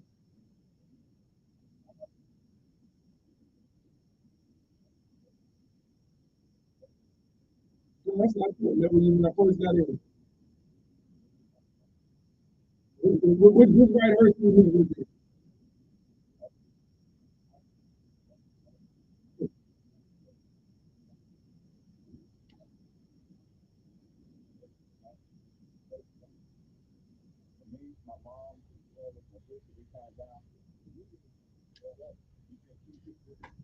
I didn't send you people. That wasn't by accident. There was something that took place that you're leaving out. But you met with the city attorney. You met with our chief of staff.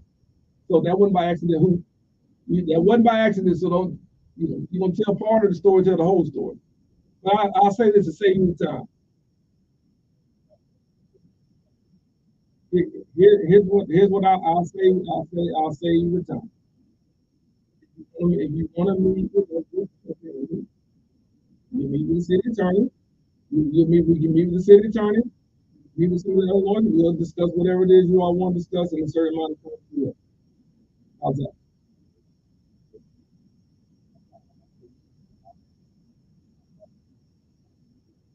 Not a problem. You don't have to get on. We'll call you. All right. All right, appreciate it. Well, me as always is always. You need to get rid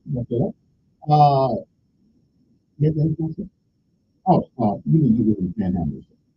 Stop being. We're doing what the law allows us to do to address the homeless issue, panhandling, and we're continuing to work with some of our providers. I tell you, our providers need some help too, and I want to commend all of them. I want to commend all of them. Can we drop the homeless off in Prattville? They have, but I've seen it. Hey, listen, I'll good talk to you. Here's Montgomery, the largest budget we've ever had. Which we gonna pay for? No, well, listen, you are the tourists. You come in and out of the city, everybody's paying for it. So everybody from the city, state, and the country have to pay for it. But it allows us to move forward, and that's what we're going to continue to do. So we've got a lot of good things happening.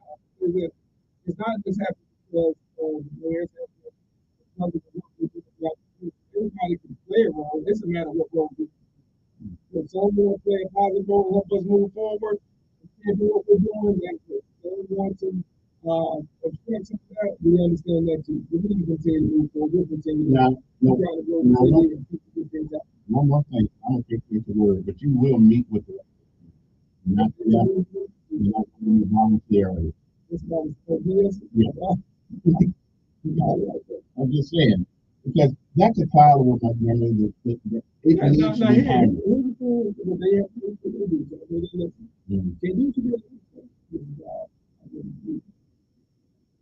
Okay, I don't know what that was. I don't know what that was. Somebody knows what it was. Okay. All right. So can you do that?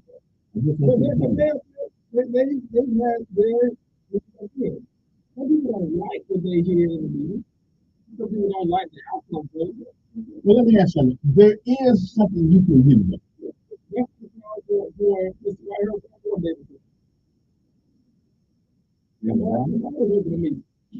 Well, we want more than a meeting. I can meet with Senate and I can't make it a problem. Well, make one.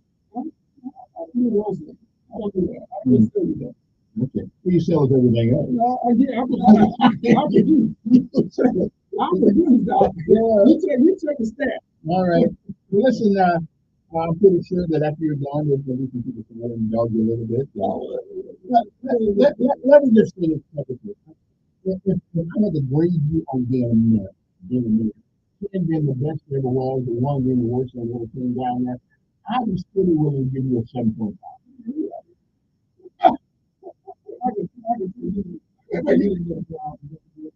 That's all right. No, I did not. As a matter of fact, I never heard of Morehouse until I came down here in 91. Because when you live in South Bend, Indiana, University of Notre Dame, everybody else is failing comparison. So I didn't know it existed. Had I known, Disney was an age, I looked at the stuff. outstanding educator. I think I would have tried to do it. That's the critical race theory. Y'all don't go through the room again. Well, that's true too. Notre Dame, man. Notre Dame. Come on. You know, all the things out of Hatchburg, Eric Parsons and the Night. Yeah. Yeah. Yeah. I think the part we'll be back and you have to talk about like dogs when that thing's going. I'll show him what the president by the time I hit the okay, I'll give you an 8. I'll give you an 8. You need to handle this panel and stop being a wuss about it. Yeah, you need to get rid of them people. You got to talk about your dad. Hey. It is better to ask for forgiveness than to listen. It's really the practice. Do that. I can't do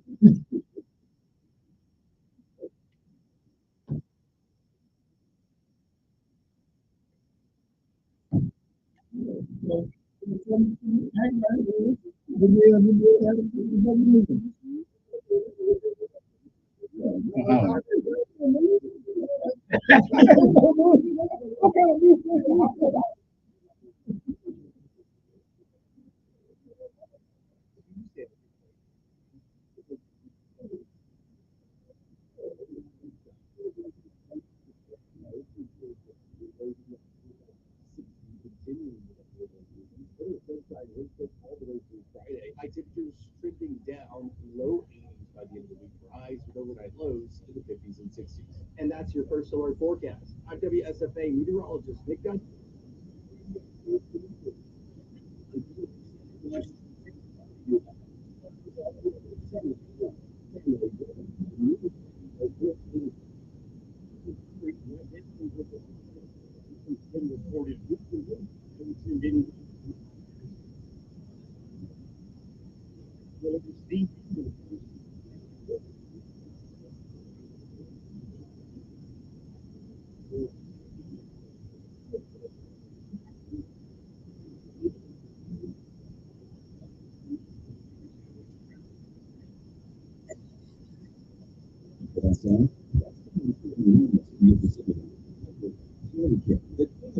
Can help for over 35 years.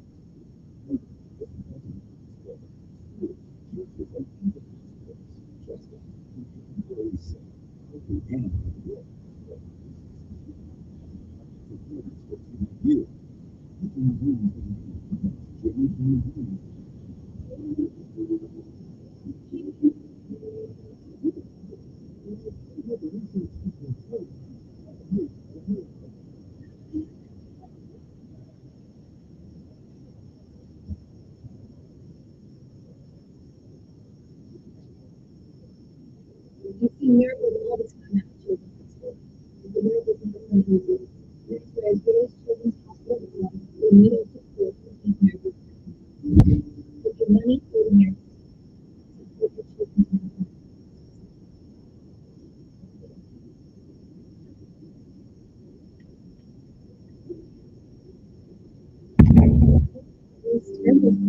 Joe Ellis was asking, it was Lyme disease.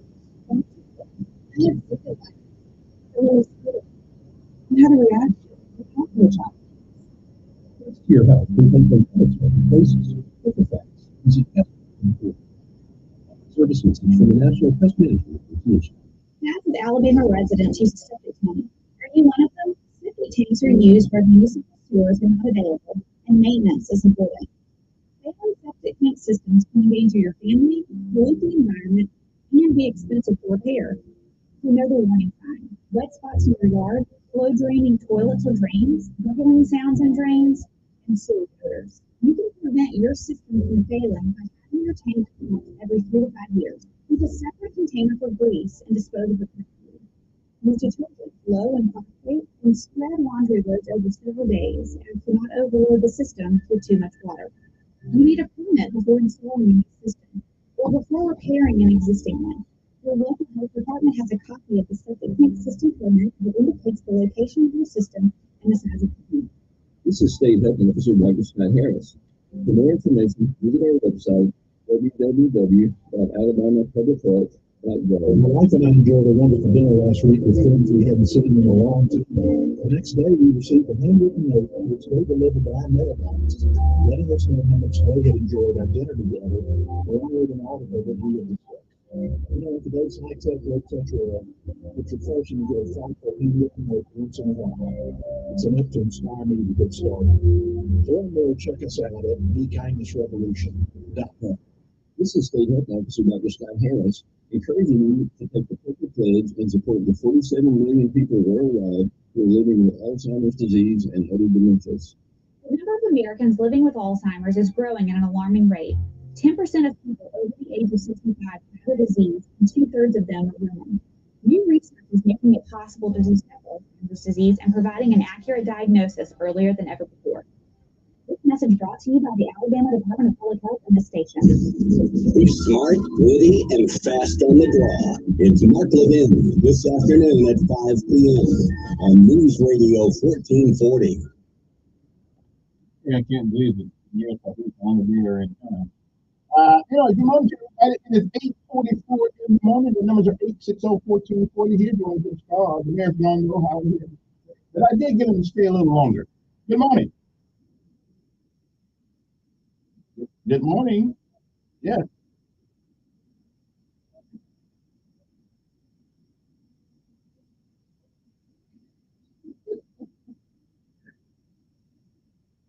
Well, wait a minute. I ain't going to say the worst mayor in America. There's some cities around here are a whole lot worse shape than we are.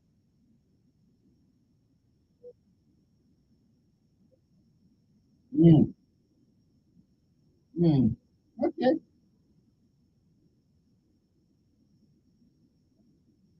Mm. Yeah. All righty. Well, although her grandfather did have it.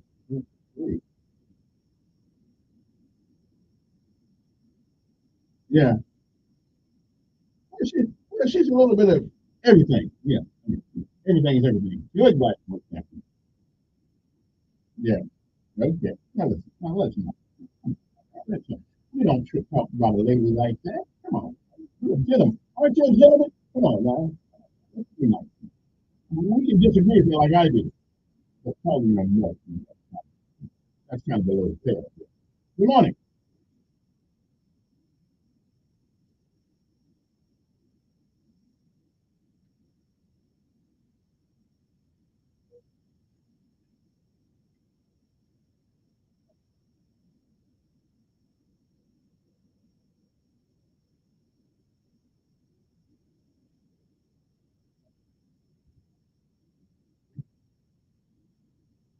Because but I can't, unfortunately, I can't see who's calling.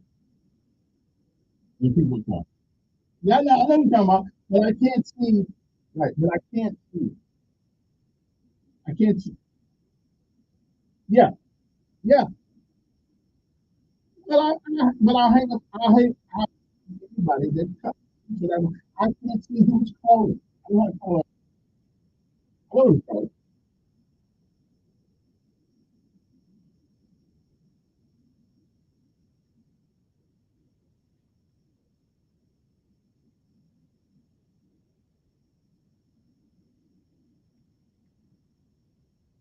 Well, I don't. Again, though, if you did call back, I wouldn't know as you calling until I answer the phone. And I don't want, and I do not want to sit here and keep hanging up the phone, hanging up the phone, hanging up the phone. I would hope that as young individuals, we would reconcile our attitude and the things that that we do, and don't do that again. But I don't want to be sitting there because them people having I hang up on people. They keep calling back together. And so okay, I just, you know, I'll try to let it go, let it pass, and hopefully, if it calls back, hopefully they'll do a better job. Right? Appreciate it. 8:47. Good morning. Yes, I don't know what you asked me to do. So many people ask me to do things. Yeah.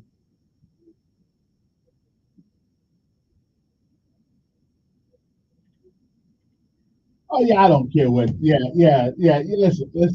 I don't because you guys are hypersensitive. Yeah. Yeah, I don't care nothing about that. Yeah. So what you bringing up for then? What you bringing up for if you don't care? Oh, okay. All right. I guess you care then. Yeah. Mm. Well, everybody has their opinion, and you have yours. Yeah. Mm-hmm.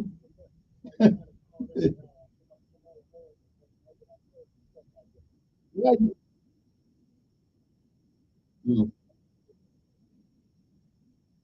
mm. Well, I think we'll agree on we will agree on that one. But we do have freedom of speech. But we do have freedom of speech in America. Yeah, yeah, yeah. I would agree. Yeah, but we have freedom of speech. Yeah. What do you got? What do you got? Yeah. Say it again.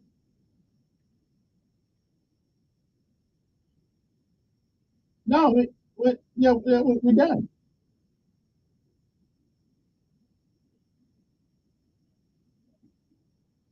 Okay.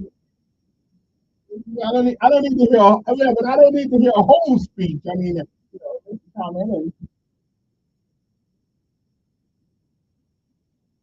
Right.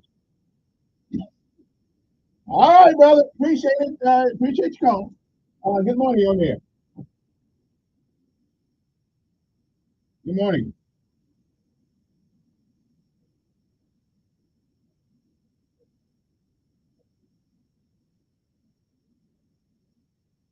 Well, I mean, nobody's perfect. There's some things there's some things, there's some positions he takes that I don't really like, but I'm not saying that some other people don't like him. And again, I think he's doing a pretty good job. I think intellectually he has the tools to be mayor, but some of his policies I'm not all that crazy about, like not getting rid of these panhandlers on the street and all that stuff. But it's somebody can show me a decision he made that has been detrimental to my memory that I'll be willing to listen. Yeah, but I don't know any right to say. Yeah.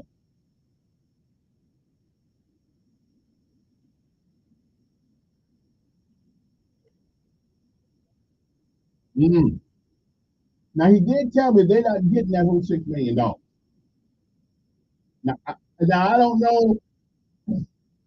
Yeah, yeah.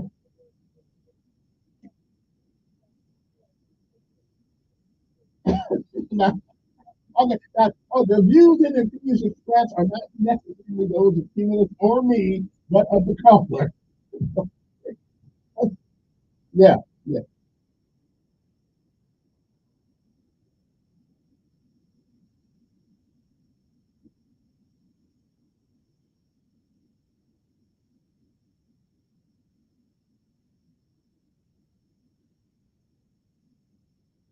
Mm.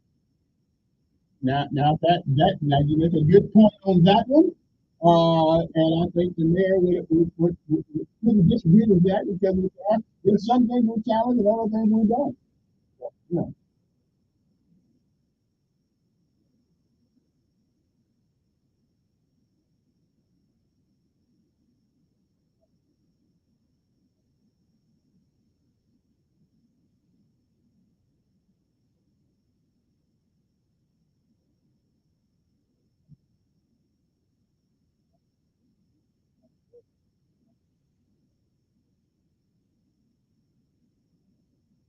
Okay. I think. Appreciate you calling. Let me take one more here. Good morning on there. Good morning. Yeah.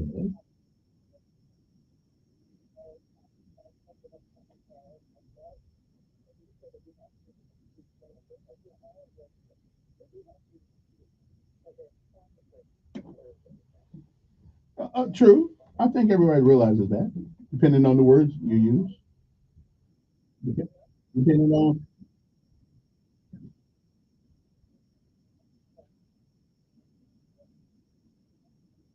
Well, according to the FCC, the guy didn't say anything that couldn't be said on air. I didn't like it. You know, I thought it lacked class. You know, but people have the right to be classless.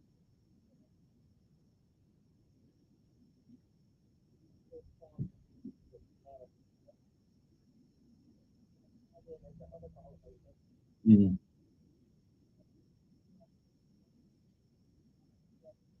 Mm. Mm. Me too.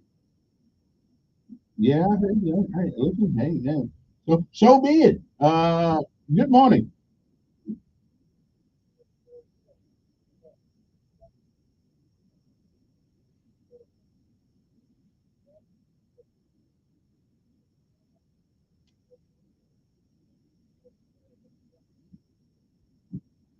Well, listen, I think, and again, I think a little bit of Kamala and him, they don't support Israel. They just don't.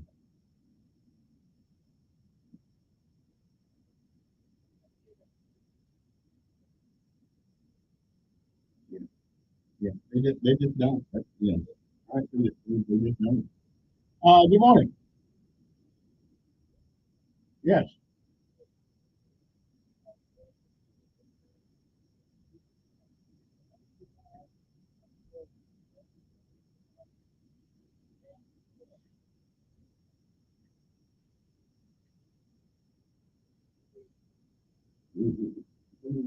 We will never get all we need.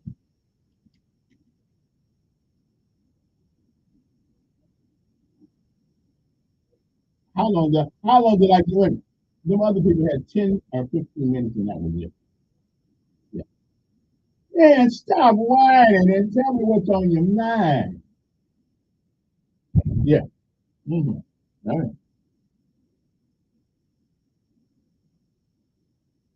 Mm-hmm.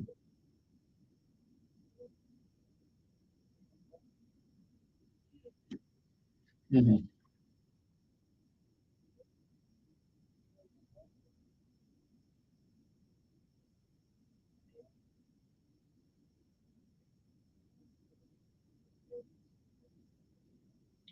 Don't ask me.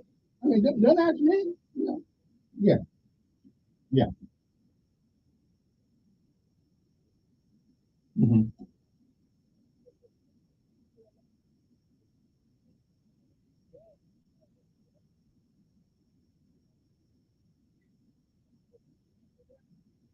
Mm.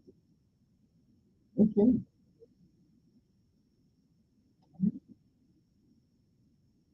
Okay. All right. All right. All right. Now go. Good morning on there.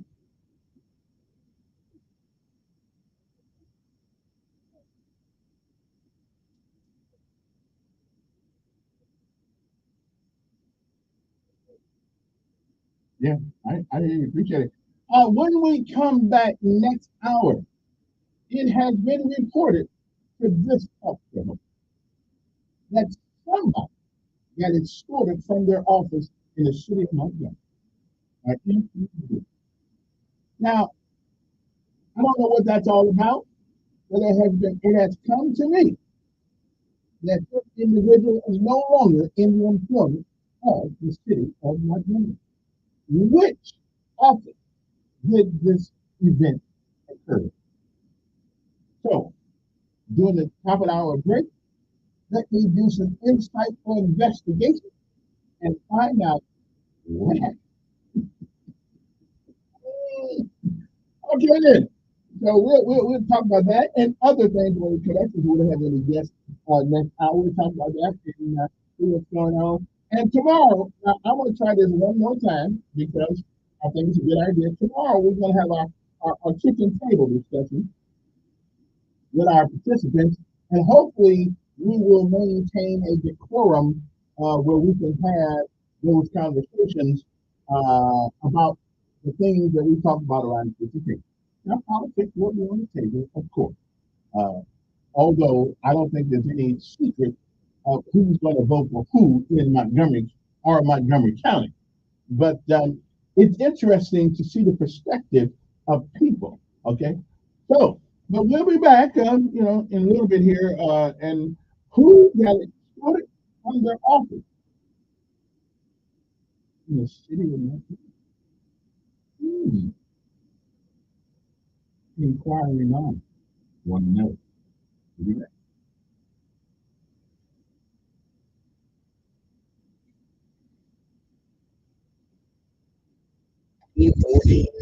Good morning, I'm Jed Davis. Here's what's happening in the news on this Tuesday.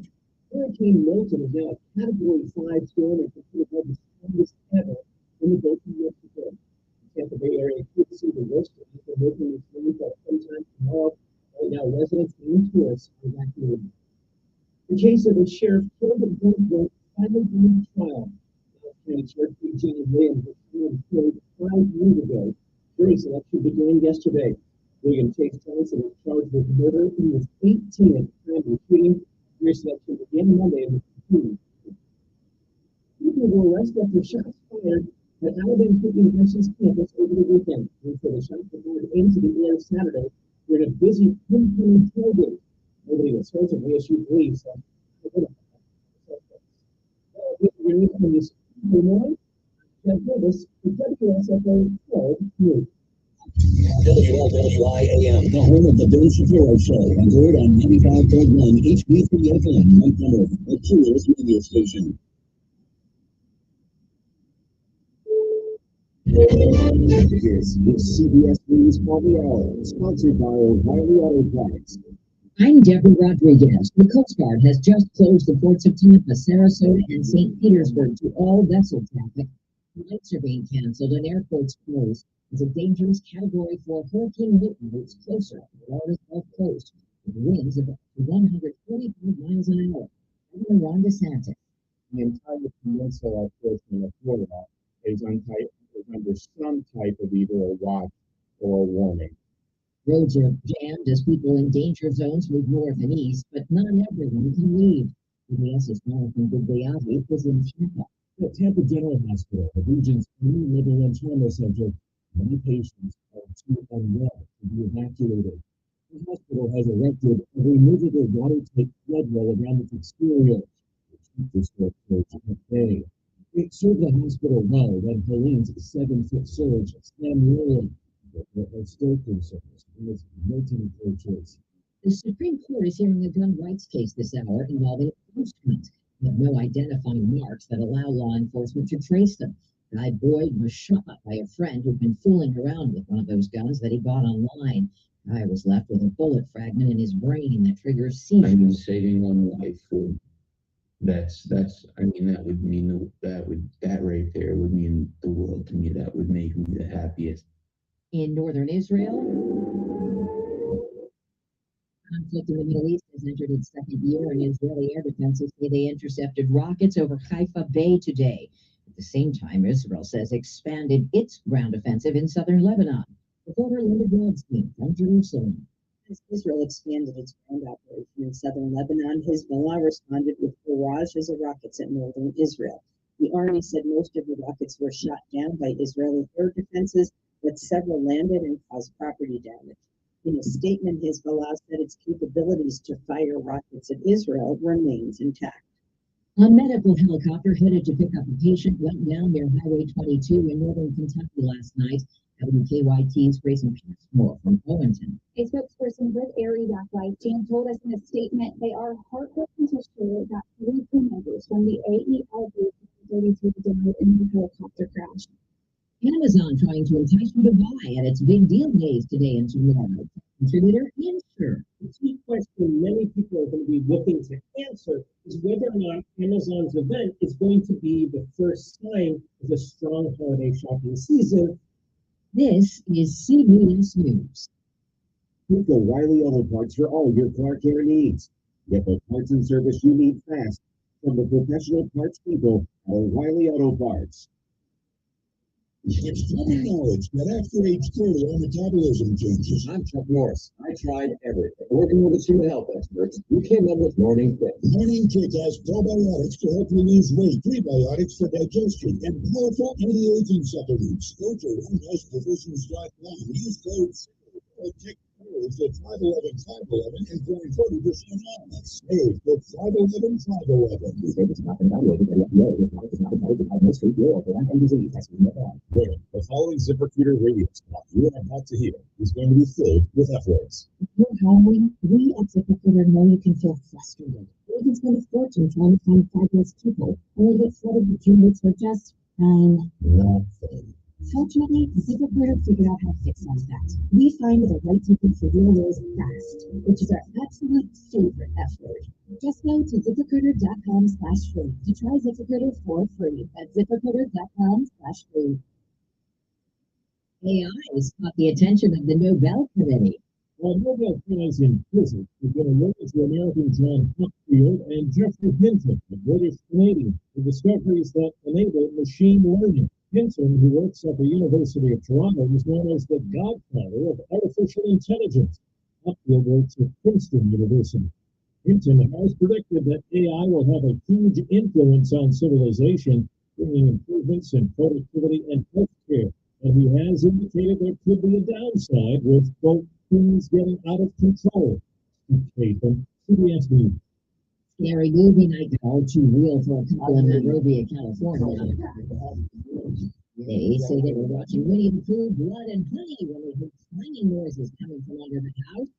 They set up a camera, discovered a 350-pound real-life bear living beneath the porch. Edgar Rodriguez, CBS News.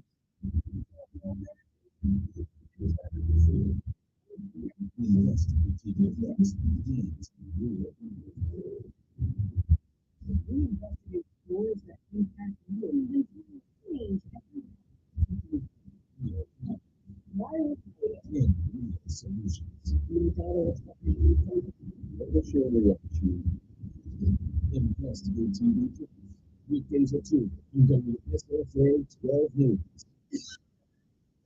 You hear that sound? That's someone spreading an illness in your facility. Don't worry. Jenny King, the king of clean, can help. For over 35 years, we've been cleaning and disinfecting office buildings, schools, churches, and even hospitals. Trust us to keep your employees safe, healthy, and at work this cold and flu season. To learn more about how our local cleaning experts can help you,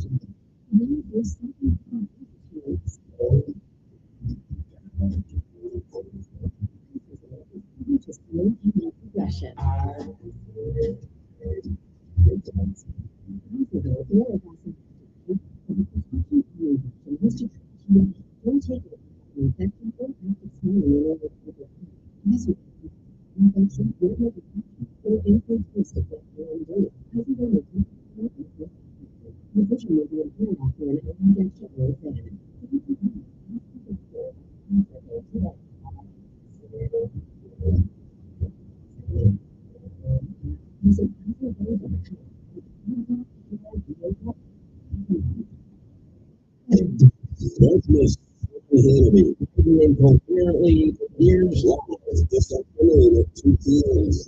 News Radio 1440.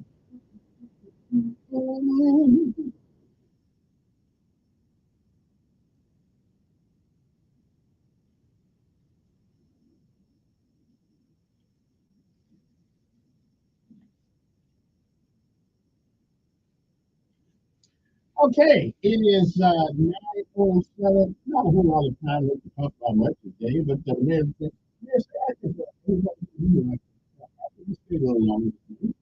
Not the station hours. That's probably why I need to go to down. I'm going to tell you that I can run for office.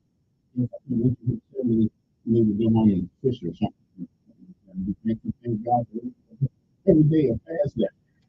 But anyway, I know the 824-1440 for a good start. You can text me 901-5022. That is area code 324-901-5022. I wrote all this stuff down last night, and so who got escorted out of their office and why?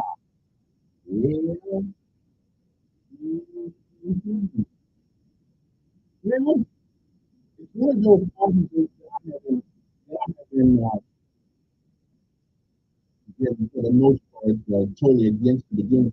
Well, I've been totally not against the office. I'm not because I think that we need a institute that in order to deal with this particular issue. But we need to change the name of the office. And it doesn't do what the title of the office does. So we'll look at that in a second. Good morning.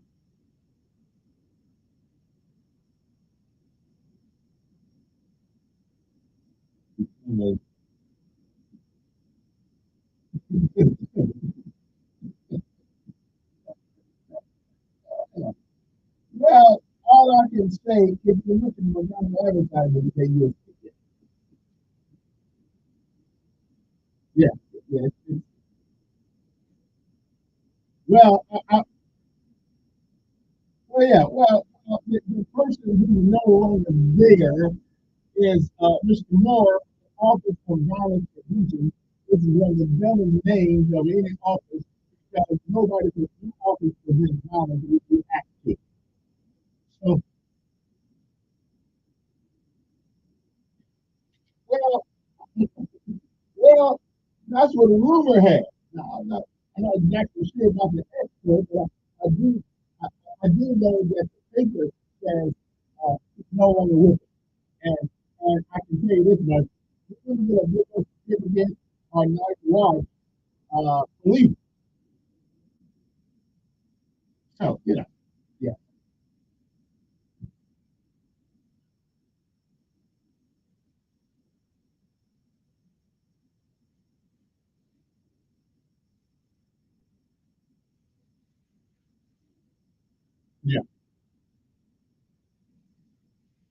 yeah.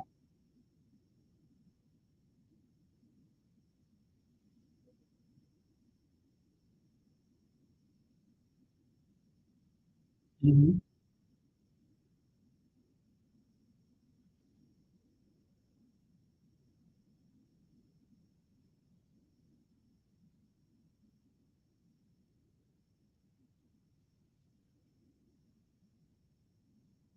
But see, wait a minute. I can do that.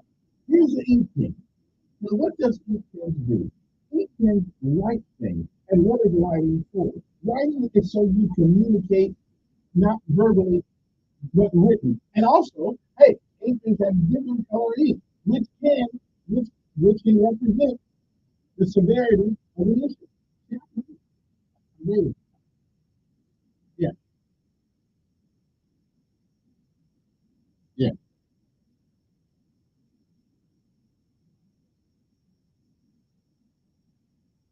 yeah, yeah, yeah, yeah. Mhm. Yes, because he didn't know. And well, I'm gonna tell you what it is. Yeah. Well, I just yeah. Oh, you know a definition, or do you know the definition of it?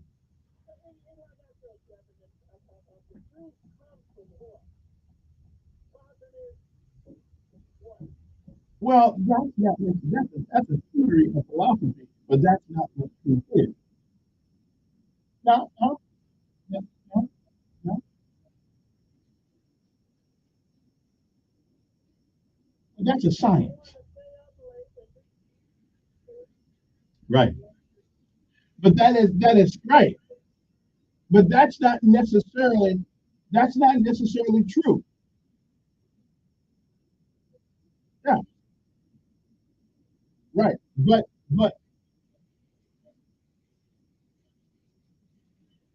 right, right. Is it a okay? Wait a minute. Is it a true fact that hard work will always lead to success?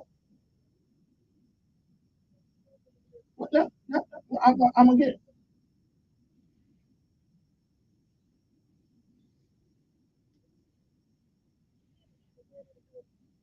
Right. Right. Yeah. Yeah. Yeah. Yeah. Yeah. Yeah. It will. Well, keep listening. Well, keep listening. I'll give it to you for the evening show. Bye. It is true. A lot of people like to use the word. They don't know what the word is. Good morning. Yeah.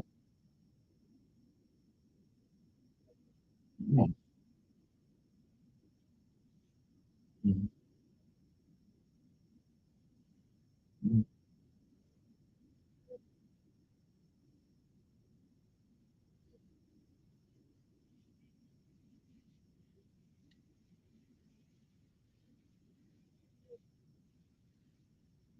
I think it's inconsequential. I think it's inconsequential. To call it the Office of Violence Prevention, it needs to be called something else. That we work with people. We work. But see, that's what it certainly ain't violence prevention, but they can't stop it. I don't know what. I think it's a $250 a year budget. Yeah. Yeah. Yeah. You know what? Okay, well, let's put it this way. If they stop, well, no, but it's not because if we don't know if somebody heard what they said and decided, with just one, he said, I'm not going to get, I'm not going to get involved in that. I mean, so I don't know if it's something, and maybe directly or indirectly. But then again, the purpose of the job is to work, I guess, to ensure that there's less violence in our community. Our work today, the police ain't successful. That's why we got police. We have that. Well, again, it had the wrong name. It's never their job to stop violence.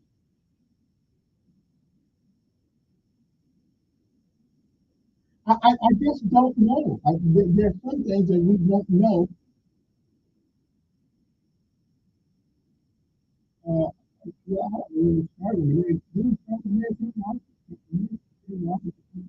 Yeah, but again, there's some things that cannot be qualified because I don't know. Maybe there's a guy who did something that they said at the school and decided not to get involved. I mean, we don't know that because it didn't happen.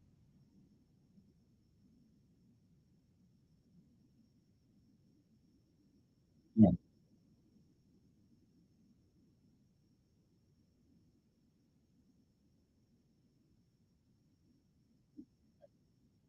Well, well, the problem is, though, what were they trying to actually do?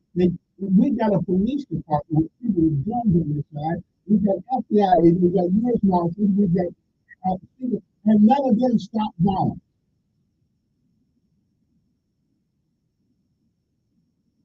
Yeah.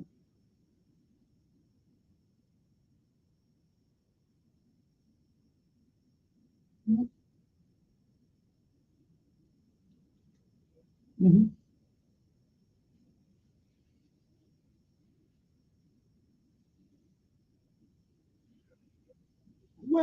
I think if they came up with this with the office that helps people who are victims of violence, then I think that's a,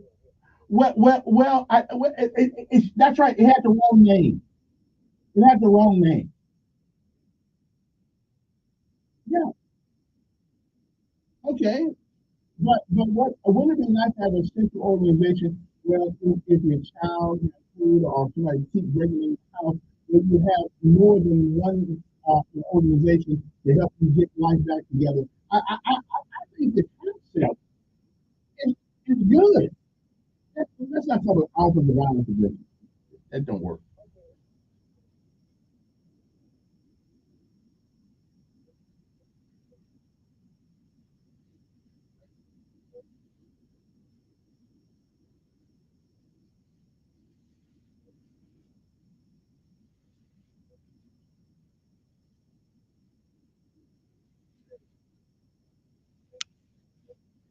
Yeah, yeah, yeah. All right. Appreciate it. Again, we would have to have the knowledge of what the job of OBP was. Again, I think they named it the wrong thing. That's all. They just named it the wrong thing. But I think the concept is good. I think some of our people are so beaten down, live in neighborhoods where it's like combat zones, like living in Israel with Hamas firing rockets at you. So our little rockets are bullets and going all over the place. I think these people need somebody to call besides the police. Right. Let OBP, and again, that's the bad name. But I think that we need somebody. These people want to in their neighborhood. Old folks want to be able to sit out on the porch again, you know, and feel the wind and reminisce about the struggles of their lives that they came through, you know, the sacrifices that they made. They want to be able to sit out on the porch on a fall day and thank God that the kids are okay, without having to be shot at. So I think the office itself is a necessity, but call it Office of Violence Prevention. Maybe you call it, I don't know what the name would be, but it needs to be a community organization that helps people who either scared out of their wits about where they live.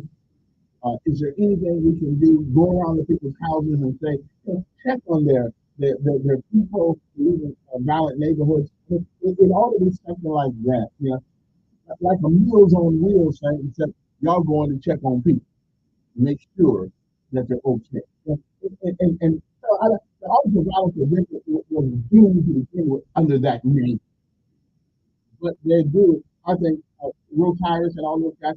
I think there's a mission for them.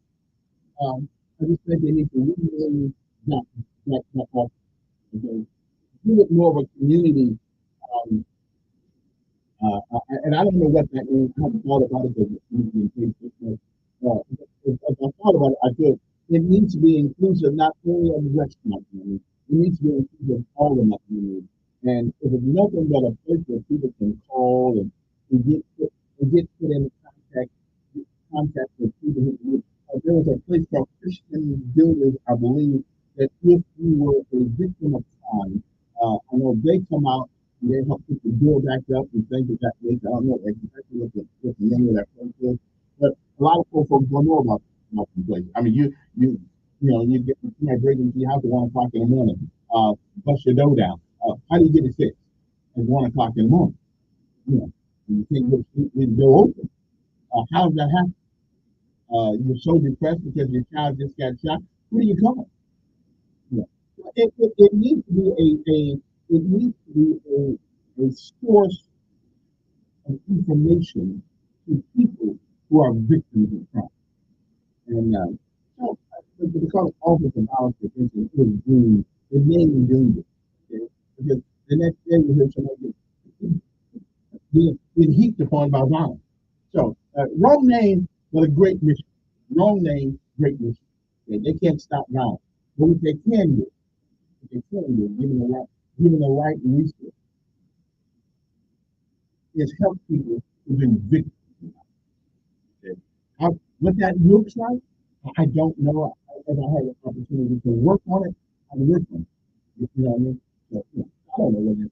But anyway, to say whether or not they will successful in their mission, nobody can quantify that because we don't know. It may be a year from now when some child decides that he heard he's not going to get involved in it. So because you heard something from that office, it's just a bad name, you know. And if you go to school and you're in the top city, you could be the smartest guy in school. You have been taken seriously with the name of top. Okay, I'm just saying. You know, if you're going to the place and you be like, you don't want that. All right then. We'll wait on for now. You know, 860-44. So if you, and here's the question that's going on there always. If you had an office like Office of Violence Prevention, which you know you can, what would you call it?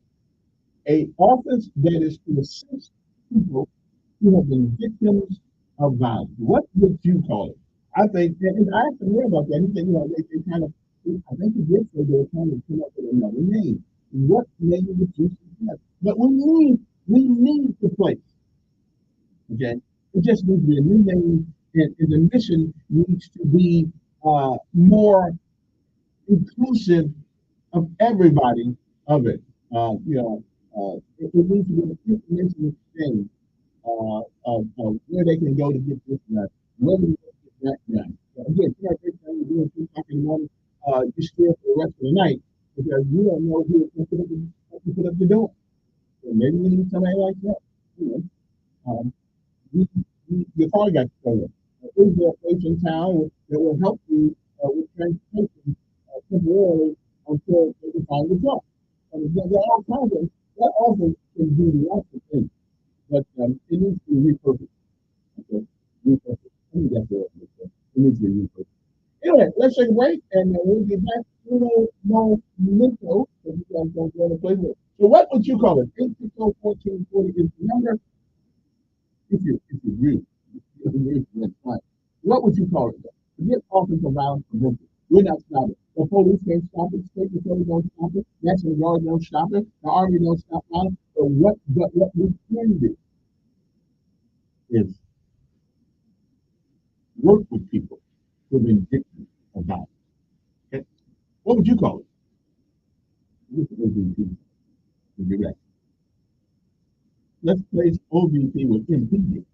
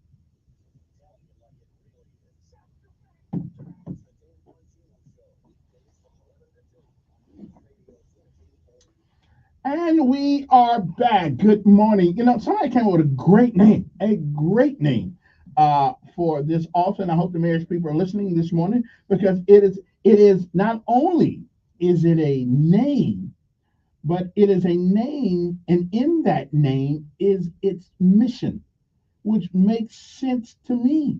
Okay, and the new name, Office of Conflict Resolution. And that's what this is all about. In order to quell violence, in order to stop some of it, hopefully, we have to learn how to be civil to one another and how to resolve our disagreements, whether it's a neighborhood disagreement, a two individuals disagreeing, whatever. You know, two dogs fighting. I mean, dogs can get along some kind of way, I think. Even though, okay, that is a great name. So that's number one. I'm gonna run that to the mayor. Office of Conflict Resolution. That is and it is, and it's an, isn't that what violence is? It's conflict. It's conflict that we haven't figured out how to solve without violence. Wow, that's a great name. Can't tell you who gave it to me because it's one of them those movers and shakers, and so I just don't want to put his name out there or her name out there. Just want to what because all I'm looking for is ideas. That's all I'm looking for is ideas, not And there's no right and wrong name, but it is an appropriate name and an inappropriate name. But there, okay. So that's our first one, Mayor. Yeah, Office of Conflict Resolution. What a interesting name. Okay, let me see. Now, OVP needs to be under Community Services. As a citizen, all I see or know is that they put up their Stop the Violence signs and speak at the schools. Organizations already do that and have prayer walks. Money's $300K for office, better directed to other initiatives. Well, I think the initiative is great. Again, what we have to do is codify the purpose. And the purpose, there's no greater stated purpose of that organization as that of conflict resolution. Because the more conflicts that you resolve, then the less people to be getting killed. Okay, in our streets. And I'm telling you something. I know people. I think we need. Listen. I know y'all gonna think I'm joking when I say this, but I'm telling you, I know it to be true. If black folks gave up chicken for a month, crime rate would go down. Because I believe, and y'all, I'm not even joking. I believe there's something put in the chicken. Seriously. The only thing all black folks got in common, the 98% of us got in common, is our diet, what we eat culturally. And we like some bird. I mean, that's just what it is. So I'm telling you, we need to change that diet. Okay, everybody in Montgomery, no chicken for a month. I know the store's going to be upset about that, but you'll get over it. Because then the brother won't be robbing your store to get the chicken. I'm just saying. I think there's something in that chicken. I mean, really, I do. I mean, you ever notice that you go to Kentucky Fried Chicken, and the chicken leg is kind of small. But if you go to Popeyes, chicken kind of big. And if you go to the store to get the chicken that you're gonna take home and cook, the chicken real big sometimes. So something's going on with the chicken. Okay, I'm just telling you, something's going on with the chicken. I mean, I don't see cows that are that significantly different than another cow. So that's why we ought to eat more beef, I guess. And I'm getting to the point now. Although I do love me some pork chops, but I just don't know. Maybe time to give them up too. I don't know. Okay. Anyway, I'm just saying. Y'all might want to. We might want to think about going a month without chicken. The crime rate would probably go down. The alcohol rate would probably go down also. I'm just saying. I think there's something in the chicken. 860-1440, 9:35 in the morning. And good morning. Who's this? Well, it might do that too.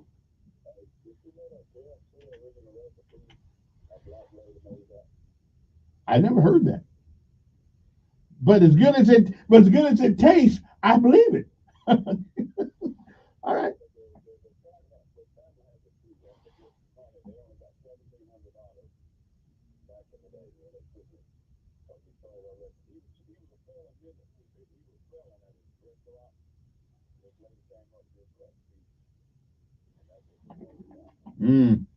Okay. Well, Harlan Sanders was kind of old when he became when KFC came. What he doing still?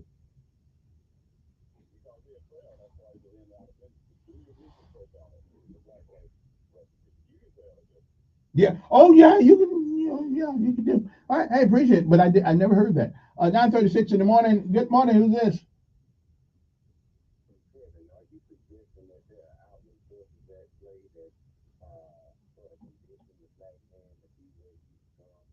Well, I've never have not agreed with that theory, but I also agree that we are still responsible for the things we do.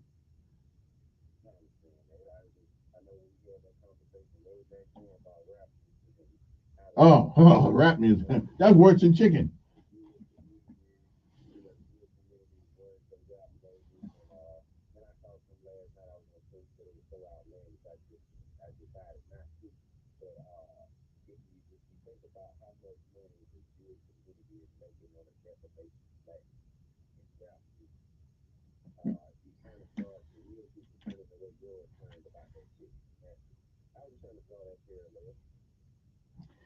Yeah. All right. Hey, appreciate it. 860-1440 is our number. We're just trying to, again, Office of Conflict Resolution. What a great name, because that's exactly what we want them to do, is resolve some of the conflicts. Good morning. Yeah.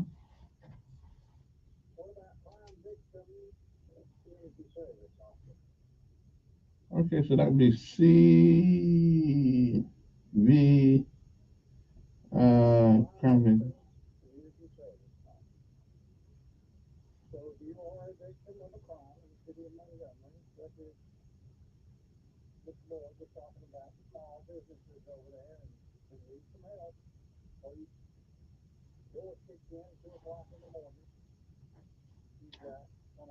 That you can call. Absolutely, yeah. Listen. That's not, and of course, all of that still plays into the purpose of the office. Yeah, crime victims community service office. Yeah, that ain't bad either.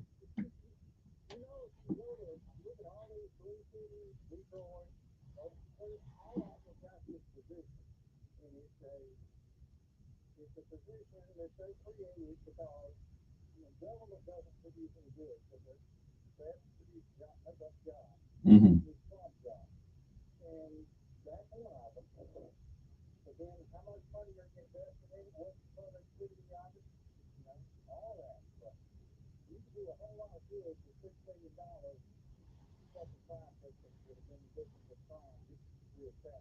Yeah, yeah. Sounds good. All right, appreciate it. Sounds good. Somebody says that the name should be Democrats for Bigger Government in your face. Well, listen, we do need government. They got all of our money. So we do need government. Do we need it bigger? Probably not. But again, so we got crime victim. Okay, here we got. So okay, we move right along. I'm taking suggestions to give the mayor. So we got one or two. I'm gonna text the mayor this crime victims community service. Okay, office. And then we got what's the other one we got here? We got another one. Which one I just gave you a couple minutes ago. Office of Conflict Resolution. Office of Conflict. Uh, so that's OCR. Okay, and we got CVCSO. Okay, sounds good. Good morning. Yeah.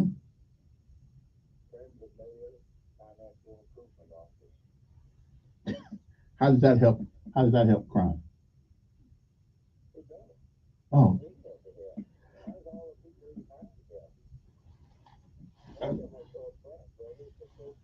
But what's wrong with a frat brother? If he can do the job.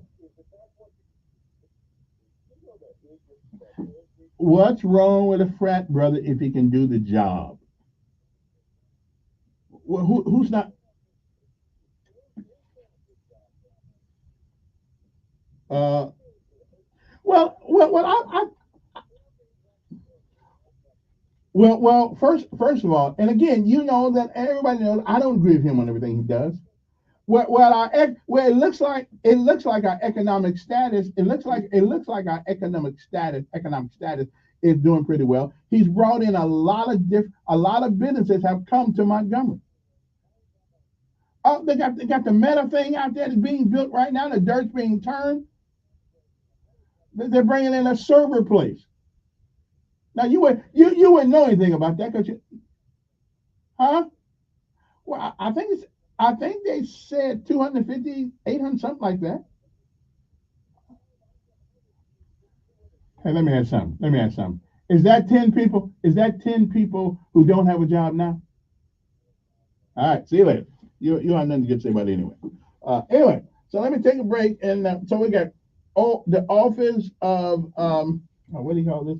The Office of Conflict Resolution. Okay. FLICKRESOLUTION.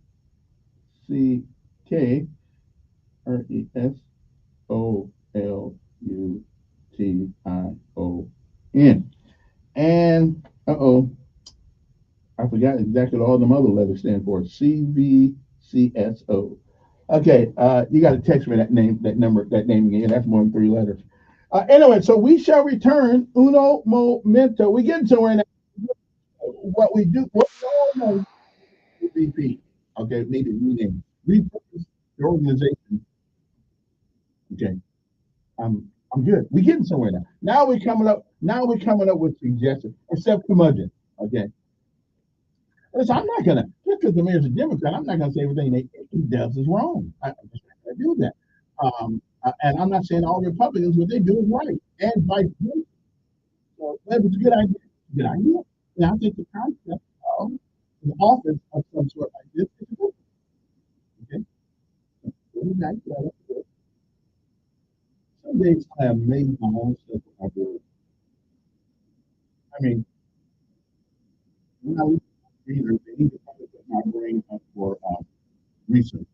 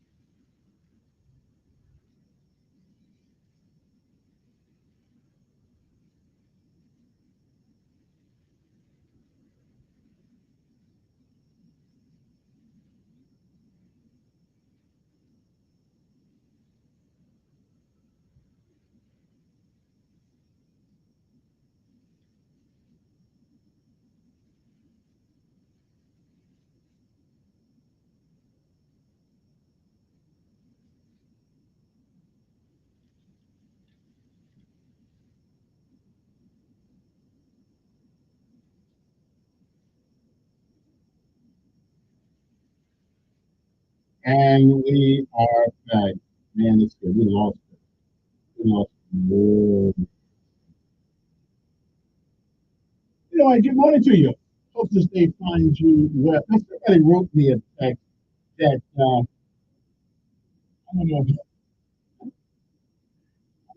I agree with it.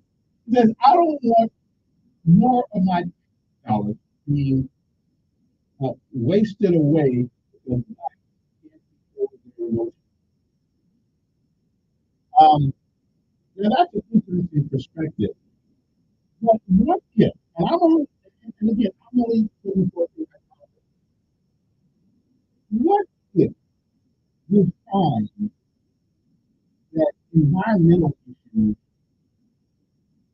are causing because there was a study some years ago that showed that people who live in congested areas, especially housing projects, had a tendency because some of these places are built upon land that is really on like land, brown land or something like that. And basically what had happened in this country was that they had put some of these houses on places that you couldn't build houses. What if we find if there is some substance to it? If all of our brains are the same, it gave us all the brain, it gave us all the same ability to life. What reasonable group of people would have so much carnage if there wasn't something in that line? Why not make an excuse for it? Because I mean, listen, we all I got to get the fight to a lot of I have. I mean,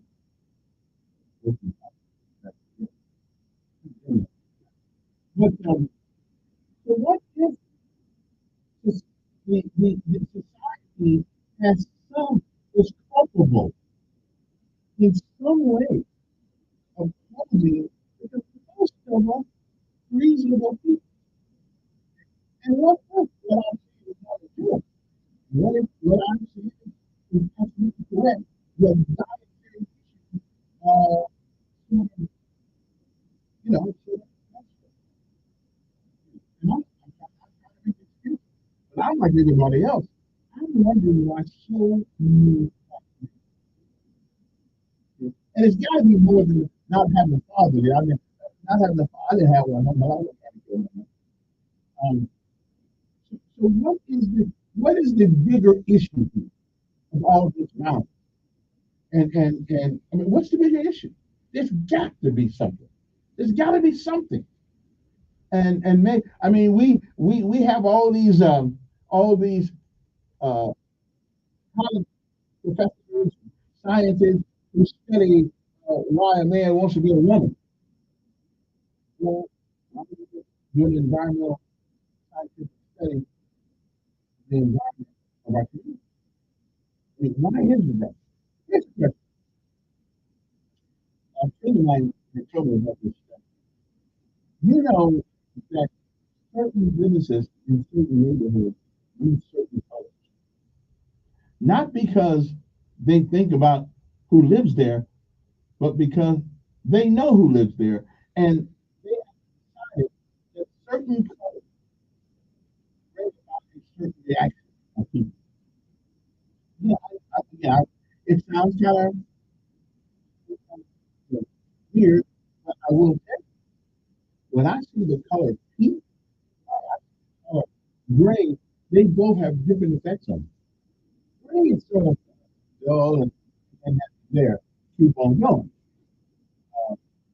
But blue, blue is a blue. You know what I mean? So I think there's two businesses, white communities. There's some environmental issues here that if somebody knows about it, is not telling us.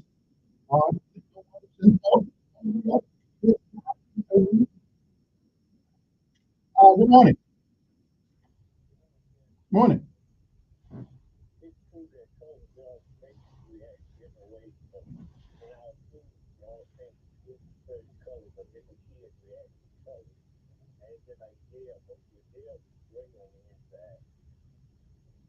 Really?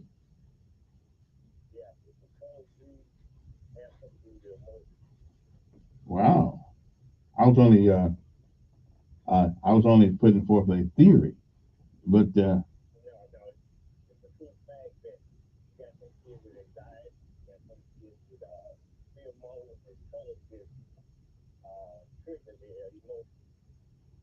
huh.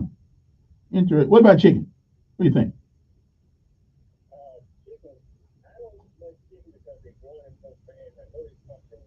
Mm-hmm. Mm-hmm. Mm-hmm. Yeah. Mm-hmm.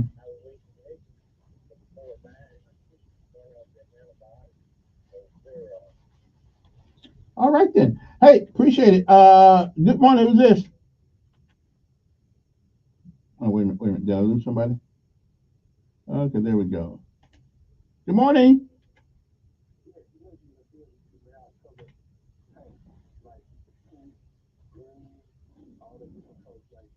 Mm-hmm. Oh, yeah. Okay. All right. Appreciate it. It's 9:56. Good morning. Pretty good. How are you?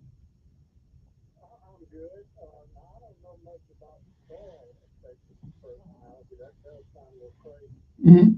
Well, what if they put? What if it was a place? Wait a minute. What if it was a place where they put waste from nuclear waste, chemical waste, and all that stuff? Yeah.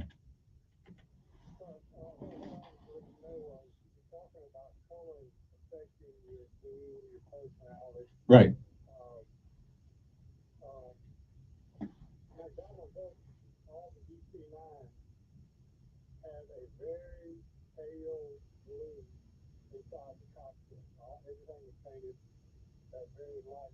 Mm-hmm.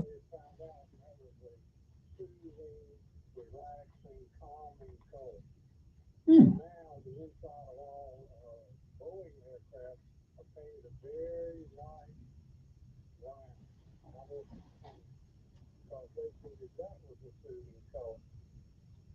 Hmm.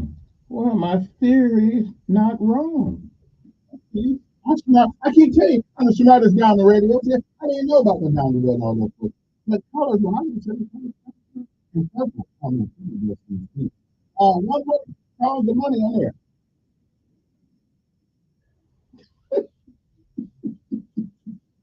Well, listen, it's time for me to go for the day. I'm glad we had this interesting conversation. So we got to come up with more names to replace offensive violence prevention. So far, we started off good. The offense uh, con- conflict resolution (OCR) and the other offense got too many numbers. I'll get that tomorrow. Anyway, have a great day.